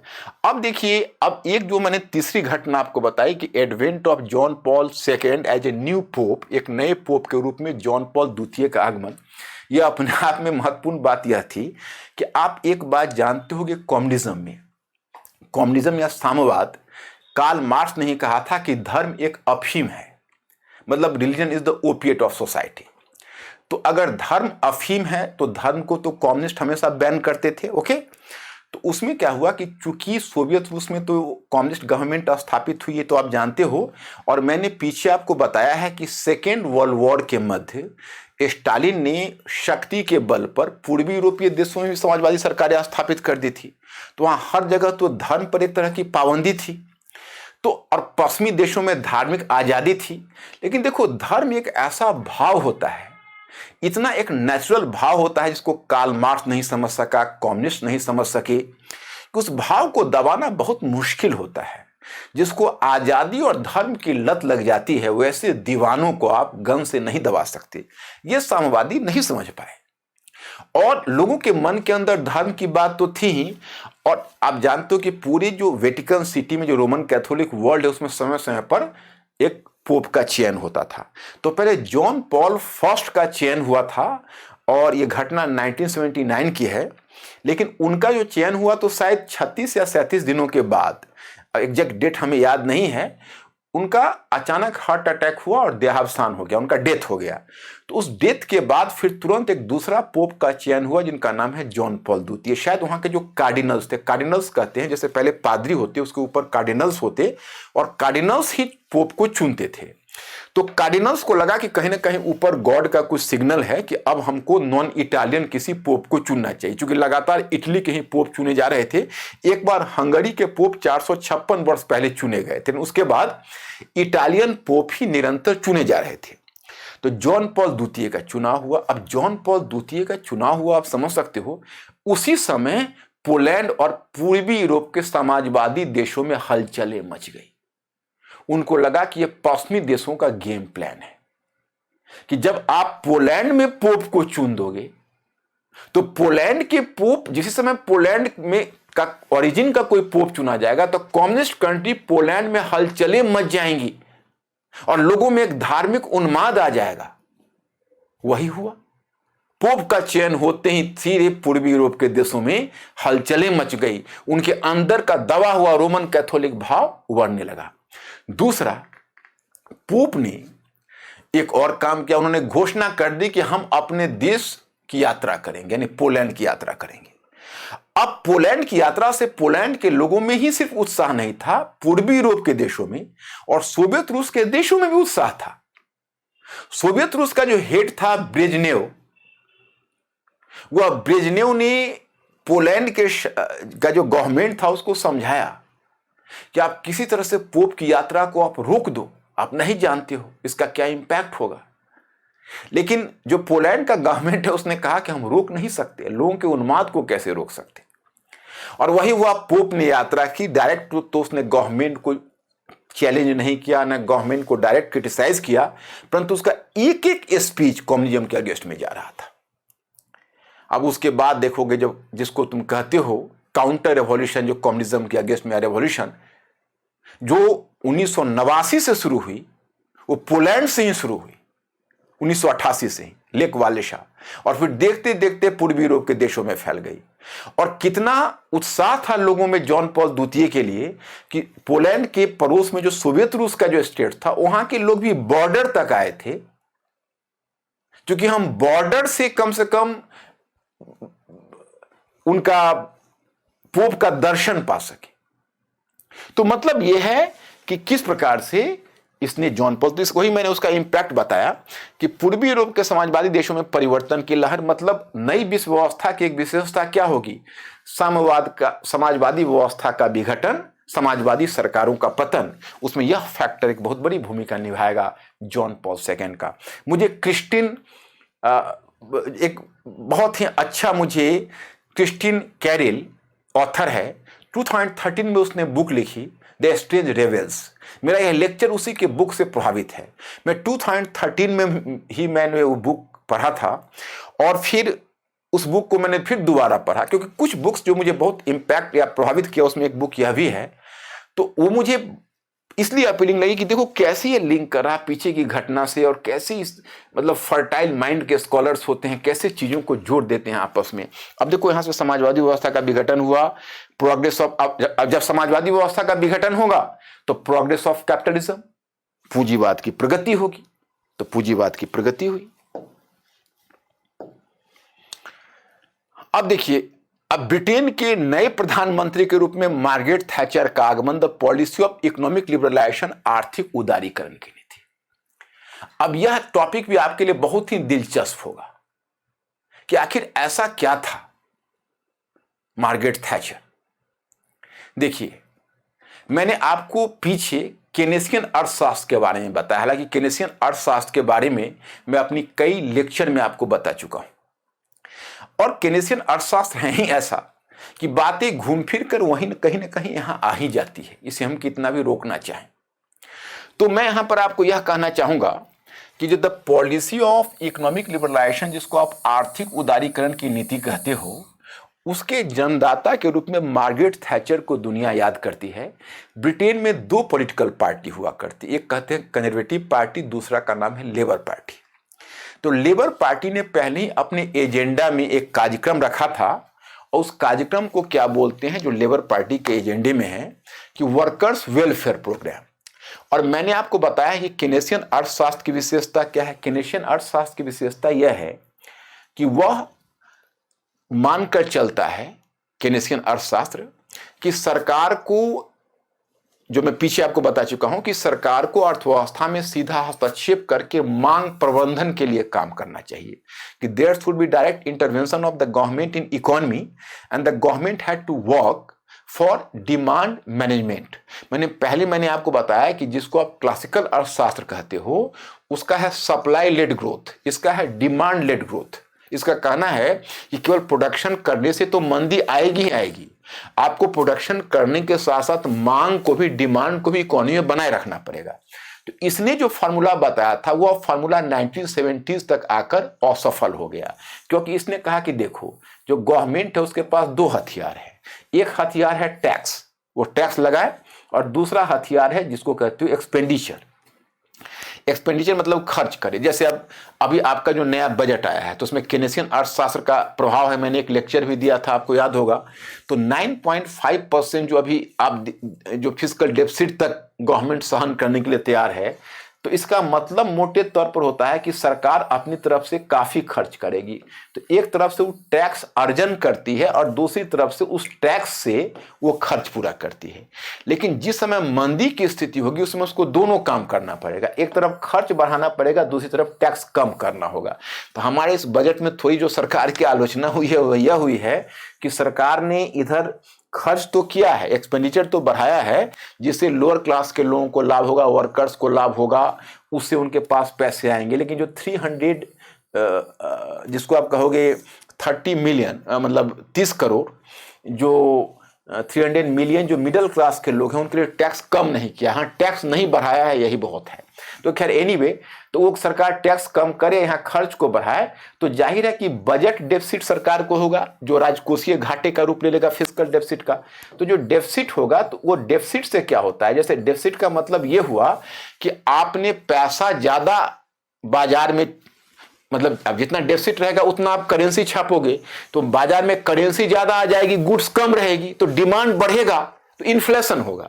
थोड़ा सा इन्फ्लेशन डिजायरेबल है, बढ़ने दो इन्फ्लेशन को थोड़ा सा, लेकिन उससे मांग बढ़ेगी और प्रोडक्शन बढ़ेगा। प्रोडक्शन बढ़ेगा, रोजगार, एम्प्लॉयमेंट बढ़ेगा, उससे फिर मांग बढ़ेगी। यही साइकिल काम करता है। लेकिन जब देखोगे कि मुद्रास्फीति अब ज्यादा आ रही है, तो आप तुरंत एक्सपेंडिचर को कम कर दोगे और टैक्स को बढ़ाओगे, तो उसी टैक्स की वृद्धि के समय आप बजट घाटे को पूरा कर दोगे। तो यही गेम खेल रही थी यह गेम का अंत हो गया तेल संकट के समय, क्योंकि इससे पहले केनेसियन अर्थशास्त्र मांग के चलता था कि या तो अर्थव्यवस्था में मंदी रहेगी या अर्थव्यवस्था में मुद्रास्फीति की स्थिति आएगी, दोनों एक साथ नहीं आएगी। लेकिन मैं अभी पीछे के लेक्चर में कहीं मैं बता चुका हूं, यहां मैं डील नहीं कर पाऊंगा क्योंकि टाइम टेकिंग ज्यादा हो जाएगा। तेल संकट के बाद जो ऑयल क्राइसिस है, उसके बाद एक नई अवधारणा आ गई स्टैगफ्लेशन। तो स्टैगफ्लेशन कहते हैं जब मंदी और मूल्य वृद्धि दोनों समस्याएं साथ साथ आती हैं। तो जब ये समस्याएं आ गई तो इकोनॉमी में बहुत प्रॉब्लम हो गया। दुनिया भर की इकोनॉमी अब संकट में। कहते हैं कि जब सेकेंड वर्ल्ड वॉर के बाद जो मैंने विश्व व्यवस्था आपको बताई है, बताया जाता है कि 3 डेकेड्स कैपिटलिज्म का गोल्डन एज रहा। फ्रांस गवर्नमेंट ने कहा कि 3 डेकेड्स ऑफ गोल्डन एज, इसको 3 दशकों का स्वर्ण युग माना गया। इन 3 दशकों का स्वर्ण युग समाप्त हो गया इस तेल संकट के बाद, जब अर्थव्यवस्था में संकट आ गया। अब देखो, केनेसियन अर्थव्यवस्था में गवर्नमेंट को खर्च करना है, और गवर्नमेंट खर्च करेगी तो कैसे करेगी? तो वेलफेयर काम करेगी। तो जो ब्रिटेन में जो पहली सरकार एटली की बनी थी, जो मैंने पीछे बताया है, उसने बहुत सारे वेलफेयर कार्यक्रम शुरू कर दिए थे। बहुत सारे लोक कल्याणकारी कार्य, मजदूरों की सुविधाएं, लोगों को मुफ्त शिक्षा, इंडस्ट्रीज, बहुत सारे इंडस्ट्रीज का नेशनलाइजेशन कर दिया था, कोल का और बहुत सारे क्षेत्र का। तो सरकार अपना खर्च कर रही थी। लेकिन ये जो सिस्टम होता है जिसमें सरकार खुद आ जाती है, तो उसमें 2 समस्याएं आती हैं, मैं आपको बताता हूं। एक तो अगर सरकार आएगी तो नौकरशाही आ जाएगी, जो आपको समाजवादी अर्थव्यवस्था में ये बुराई और भी ज्यादा आई। समाजवादी अर्थव्यवस्था जो सोशलिस्ट इकोनॉमी थी, उसका फायदा भी हुआ और नुकसान भी हुआ। फायदा यह हुआ कि जब सरकार खुद जब लोगों के एजुकेशन पर खर्च करेगी, हेल्थ सेक्टर पर खर्च करेगी, तो वहां पर ह्यूमन कैपिटल डेवलपमेंट होगा। और गवर्नमेंट अगर सभी क्षेत्र में खुद निवेश करेगी तो जितना अंडर डेवलप्ड रीजन है वो डेवलप्ड होगा। तो शुरू में जो समाजवादी अर्थव्यवस्था थी, उसका ग्रोथ रेट बहुत ज्यादा हो गया, बहुत ज्यादा ग्रोथ रेट उसका हुआ, और पूरी दुनिया में मतलब सोशलिज्म के प्रति लोगों का आकर्षण बढ़ा। लेकिन इसकी 2 खामियां हैं। एक खामी यह है कि देखो, इसमें क्या है कि अब जैसे आप कोई एम्प्लॉय हो, तो आपको अगर तनख्वाह फिक्स कर दिया जाता है कि आप कुछ भी काम करो, ये आपका वर्क हुआ 20,000 पर मंथ आपका तनख्वाह हुआ, तो आप उस तनख्वाह के आदी हो जाओगे। आप सोचोगे भाई 20,000 ही तो मिलना है, तो आप अपने काम को बढ़िया से अंजाम नहीं दोगे। और वहीं पर अगर इंसेंटिव दे दिया कि अगर आप इतना काम करोगे तो इतना मिलेंगे, और इतना काम करोगे तो इतना मिलेंगे, तो उससे क्या हुआ, आपको एक इंसेंटिव आएगा, उसको कहते हैं मुनाफा की उत्प्रेरणा। तो समाजवादी अर्थव्यवस्था में उस तरह के मुनाफा की उत्प्रेरणा नहीं थी। लोग बैठकर काम करने और खाने के आदी हो गए, तो एक तो स्लॉथनेस आ गया, लोगों में एक वर्क प्रवृत्ति नहीं रह गई, नंबर 1। नंबर 2, उसमें एक समस्या यह भी आती है कि आप सरकार तो खुद अर्थव्यवस्था चलाती नहीं है, तो यह दायित्व चला जाता है ब्यूरोक्रेसी के हाथ में, नौकरशाही के हाथ में। तो नौकरशाही के हाथ में जब जाती है तो नौकरशाही तो भ्रष्ट हो जाती है। अब वो पूरा का पूरा करप्शन और रेड टेपिज्म, उसको लाल फीताशाही कहते हैं। लाल फीताशाही का मतलब है कहीं फाइल पड़ा हुआ है, रिश्वत दीजिए तो फाइल खिसकेगा। एक एक फाइल को खिसकाने में आपको महीनों लग जाते हैं, और पूरे के पूरे जो वर्क है वो एक तरह से ग्लटेड होता है। तो ये इस तरह की जो चीजें हैं, या इस इकोनॉमी की खासियत कुछ तो या केनेसियन अर्थशास्त्र में भी आ गई, और समाजवादी अर्थव्यवस्था में तो पूरी तरह आ गई। अब जो ये नया प्रधानमंत्री आई, मार्गरेट थैचर, क्योंकि उस समय तो लेबर पार्टी की सरकार ने वेलफेयर स्टेट कायम कर दिया था, और बाद में जो कंजर्वेटिव पार्टी की सरकार थी वह भी आई, तो उसकी भी हिम्मत नहीं हुई कि लेबर पार्टी के द्वारा जो पैरामीटर्स एस्टेब्लिश किया गया है, जो मानदंड स्थापित किए गए हैं, उन मानदंडों को हम तोड़ सके। जब मार्गरेट थैचर आई तो इसने कहा कि नहीं, इकोनॉमी में हमको इफिशियंसी लानी है, और इफिशियंसी तभी आएगी जब हम गवर्नमेंट एक्सपेंडिचर कम करेंगे। ये चूंकि ब्रिटेन की इकोनॉमी इतनी खराब हो गई कि एक डेवलप्ड कंट्रीज होने के बाद कभी ब्रिटेन ने सोचा नहीं था, उसको IMF के पास लोन के लिए जाना पड़ा। तब ब्रिटेन की आंखें खुली, और तब मार्गरेट थैचर ने कहा इकोनॉमी को मैं खोलूंगी। पहले उसका लीडर हित था, प्रधानमंत्री, फिर हित को हटने के बाद ये बनी लीडर, और इसने यह रिस्पॉन्सिबिलिटी अपने मत्थे ली। बच्चों को स्कूल में फ्री दूध मिलता था, दूध में पहले इसने कटौती की, तो इसका नाम पड़ गया मिल्क स्नैचर। इसको क्रिटिक कहने लगे ये मिल्क स्नैचर, इसने बच्चों के मुख से दूध छीन लिया। लेकिन इसने इस तरह से वेलफेयर को कट करके कहा कि दुनिया की इकोनॉमी को खोला जाएगा, अब गवर्नमेंट के एक्सपेंडिचर को कम किया जाएगा, प्राइवेट सेक्टर को भूमिका दी जाएगी, जितना नेशनलाइज्ड इकोनॉमी थी उसको प्राइवेट सेक्टर को देना शुरू कर दिया, और धीरे धीरे जिसको कहते हो प्राइवेटाइजेशन, लिबरलाइजेशन, ये पद्धति शुरू हुई। और ये पहल ब्रिटेन में मार्gaरेट थैचर ने ही की, 1979 में उसका चुनाव हुआ था। बाद में अमेरिकन प्रेसिडेंट रोनाल्ड रीगन भी उसके प्रभाव में आ गया, और फिर थैचर रीगन एरा आया। 1989 में वाशिंगटन सहमति एक दशक के बाद आएगी, और उसी के साथ पूरी दुनिया की इकोनॉमी खुलेगी। लेकिन ये 1979 का ईयर काफी मोमेंटस है, क्योंकि इसी ईयर में तो यह महिला प्रधानमंत्री आई जिसने इतना बड़ा बदलाव लाया, इसीलिए इसका भी इंपॉर्टेंस है अगले 21वीं सदी को लाने में। और पांचवी घटना है rise of China as an economic super power. अब मैं स्टूडेंट्स, मुझे लगता है ऐसा कि चीन की हिस्ट्री को आप लोग नहीं जानते होंगे। कभी मैं अपने present and the past lecture में एक टॉपिक बनाऊंगा कि चीन एक टाइटन से ड्रैगन कैसे बना, फ्रॉम टाइटन टू ड्रैगन।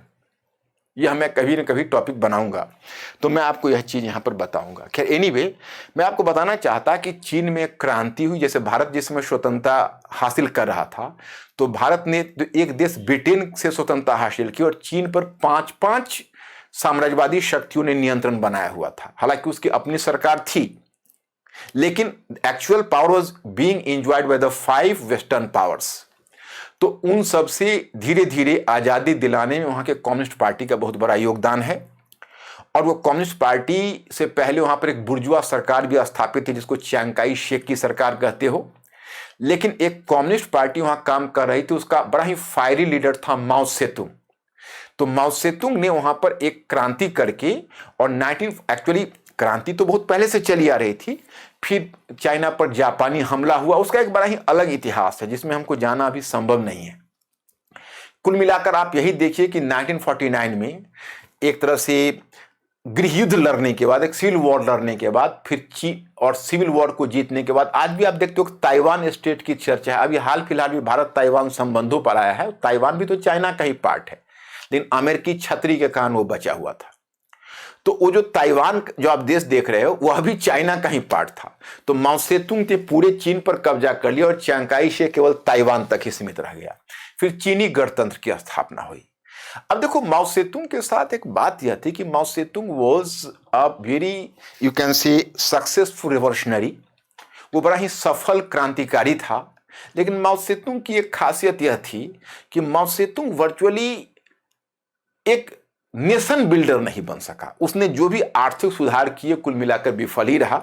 जैसे 1950 में उसने एक पॉलिसी शुरू की थी, उसको कहते हैं ग्रेट लीप फॉरवर्ड पॉलिसी।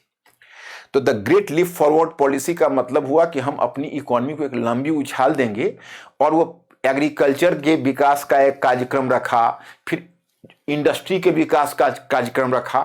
लेकिन वो ग्रेट लीप फॉरवर्ड पॉलिसी उसकी इतनी विफल रही कि आपको आश्चर्य होगा, 45 मिलियन लोग चीन में भूख से मर गए। तो उसकी आलोचना न हो, यह डर उसे सताने लगी।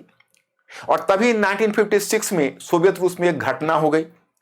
सोवियत रूस का एक डिक्टेटर या निरंकुश, वहां का एक निरंकुश डिक्टेटर था, व्लादिमीर पुतिन। आपको उसका छोटा रूप दिखता है, उसका नाम था स्टालिन।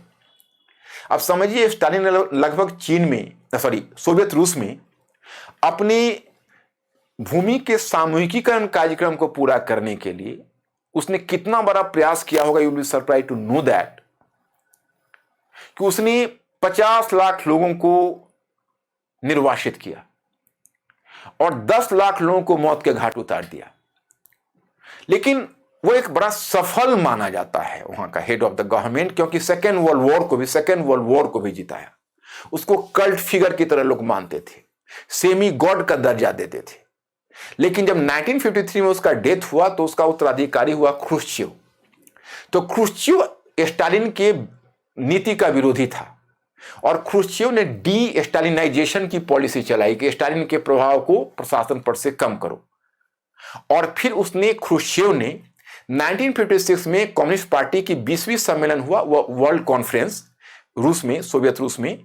उसमें चीन के भी प्रतिनिधि आए थे, उसको लीड कर रहा था देंग चियाओपिंग एक्चुअली वो माओ सेतुंग का के अधीन काम किया था, वो एक लीडर था डेंग चियाओपिंग। तो डेंग चियाओपिंग उस डेलीगेशन को लेकर गया वहां सोवियत रूस, ख्रुश्चेव। तो ख्रुश्चेव ने उसमें जो एक स्पीच दिया, उस स्पीच में हालांकि उसने डायरेक्ट वहां पर नहीं, बाद में उनको बुलेटिन दिया, उसकी मैं कॉम्प्लिकेशन में नहीं जाना चाहूंगा। उसको बोलते हैं सीक्रेट स्पीच, क्योंकि लोगों के सामने स्पीच नहीं दी, बाद में उसका केवल पत्र लोगों को थमाया।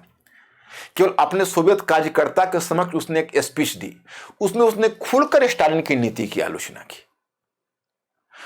जब यह बात बाकी डेलीगेशन को पता चला तो कुछ लोग तो इतने बड़े स्टालिन भक्त थे कि कुछ लोगों ने तो सुसाइड कर लिया। पोलैंड का जो डेलीगेशन का हेड था उसका हार्ट अटैक हो गया, वो मर गया। और चाइनीज में डेंग चियाओपिंग वगैरह भी अचंभित थे। और जो माओ सेतुंग चीन में वो डर गया, उसको लगा कि मेरी पॉलिसी तो वैसी विफल हो गई है, ग्रेट लीप फॉरवर्ड पॉलिसी, और अब कहीं ऐसा ना हो कि मेरा भी वही हाल हो जो स्टालिन का हुआ है। इसलिए उसने क्या किया कि एक नया मूवमेंट चलाया 1969 में, उसको कहते हैं द कल्चरल रेवोल्यूशन। और कल्चरल रेवोल्यूशन में उसका उद्देश्य यह था कि हम कम्युनिस्ट विचारधारा को चीन में फैलाएंगे, और इस बहाने जितने भी विरोधी थे उन विरोधियों को रास्ते से हटा दिया। अपना एक बैंड बनाया जिसमें कि कुछ युवाओं का, जो आइडियोलॉजिकली इंटॉक्सिकेटेड युवा जो माओ सेतुंग के लिए मर मिटने के लिए तैयार थे, ऐसे कार्यकर्ताओं को खड़ा कर दिया। और ऐसे में लोग एक, आप कह सकते हो, काल्पनिक शत्रु को तो इन्वेंट कर ही लेते हैं किसी देश में। और इस तरह के जो युवा कार्यकर्ता नए विचारों से आच्छादित थे, वो माओ सेतुंग के नाम पर लोगों को निशाना, जो स्वतंत्र विचारक थे, जो बुद्धिजीवी थे, उनको निशाना बनाया। जो स्वतंत्र विचार की बात करते थे उनको निशाना बनाया। और डेंग चियाओपिंग को भी शंट कर दिया गया, क्योंकि डेंग चियाओपिंग के बारे में डाउट था माओ सेतुंग को कि यह भी हमारा विरोधी है और हमारे पॉलिसी में यह विश्वास नहीं रखता। तो उसको भेज दिया किसी कम्युनिटी प्रोग्राम में ग्रामीण क्षेत्र में। हालांकि माओ सेतुंग अपने जीवन काल में ही उसको फिर दोबारा वहां से बुलाकर लाया, क्योंकि उसको लगा कि डेंग चियाओपिंग कुछ भी हो, यह एक योग्य नेता है, एक कॉम्पिटेंट लीडर है, इसको एक इंपॉर्टेंट काम मिलना चाहिए। 1976 में जब माओ सेतुंग का डेथ हुआ तो डेंग चियाओपिंग ने सरकार संभाल लिया आगे। और 1978, देखो वैसे आपको मिलेगा 1978, लेकिन यहां पर 1978 से ज्यादा क्रेडिट दिया जाता है 79 को। डेंग चियाओपिंग ने चीन को खोल दिया, चीन की अर्थव्यवस्था को, चीन की इकोनॉमी को खोल दिया। जब वह 1978 में जब वो गया था जापान में, actually he was just he had to have a talks on the border clash, माने कुछ बॉर्डर जो क्लैश था उसी पर चर्चा करने वो जापान गया था। और वहां पर जाकर उसने जापानियों से वार्ता की थी। और उसी क्रम में उसने एक बात कही जो जापानी हतप्रभ रह गए कि 1-2 दशक के बाद चीन ऐसा होगा आप पहचान नहीं पाओगे क्या वो वही चीन है। उस समय जापानियों को लगा कि शायद यह कोई जोक कर रहा, कोई मजाक कर रहा।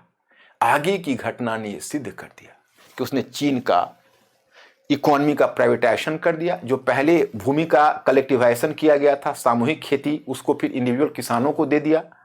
नए नए इंडस्ट्री बनाए, फॉरेन इन्वेस्टमेंट के लिए चीन को खोल दिया। और फिर चीन की इकोनॉमी की इस तरह से इतनी तेजी से ग्रोथ शुरू हुई। अमेरिका के साथ राजनयिक संबंध स्थापित किए 1979 में। हालांकि अमेरिका के साथ तो चीन के संबंध सुधरने शुरू हो गए थे निक्सन एरा से, 1971 से ही। क्यों? सोवियत रूस से, जिस समय सोवियत रूस से चीन की शत्रुता हुई, दोनों के बीच मनमुटाव हुआ, उसी समय चीन चहेता बन गया अमेरिका का। तो 1979 से 1989 तक एक तरह से चीन अमेरिकी कैंप में ही रहा है। और जब 1989-90 में कोल्ड वॉर समाप्त हुआ तो फिर दोनों के बीच की दूरी बढ़ गई और तब फिर इंडिया अमेरिका के निकट आने लगा। तो ये सब अंतर्राष्ट्रीय संबंधों में चलता रहता है, इक्वेशन है। तो अब चीन एक आर्थिक महाशक्ति के रूप में चीन का उद्भव होगा। यह घटना भी 1979 में हुई। तो मैं स्टूडेंट्स, अब इन 5 घटनाओं को आपने देखा और जो आप बदलाव 21st सेंचुरी की विश्व व्यवस्था को देख रहे हो, वह इन 5 घटनाओं के जड़ ही इस विश्व व्यवस्था के जरिए 5 घटनाएं निर्मित कर देती हैं। तो आप ध्यान रखना, इतिहास वर्तमान और अतीत के अंतर संबंधों को दर्शाता है। हम अतीत का अध्ययन इसलिए करते हैं क्योंकि हम वर्तमान को समझ सके। मीन्स कि without the proper knowledge of the past we cannot do justice to the present. How can you evaluate the present without the knowledge of the past. तो मुझे उम्मीद है कि आप लोगों को इससे थोड़ा सोचने की प्रवृत्ति को जरूर बढ़ावा मिलेगा and you will just turn to be a thinking creature. अब दूसरे वीक हम दूसरे लेक्चर लेकर आएंगे। आज इतना ही। Thank you very much. I will see you.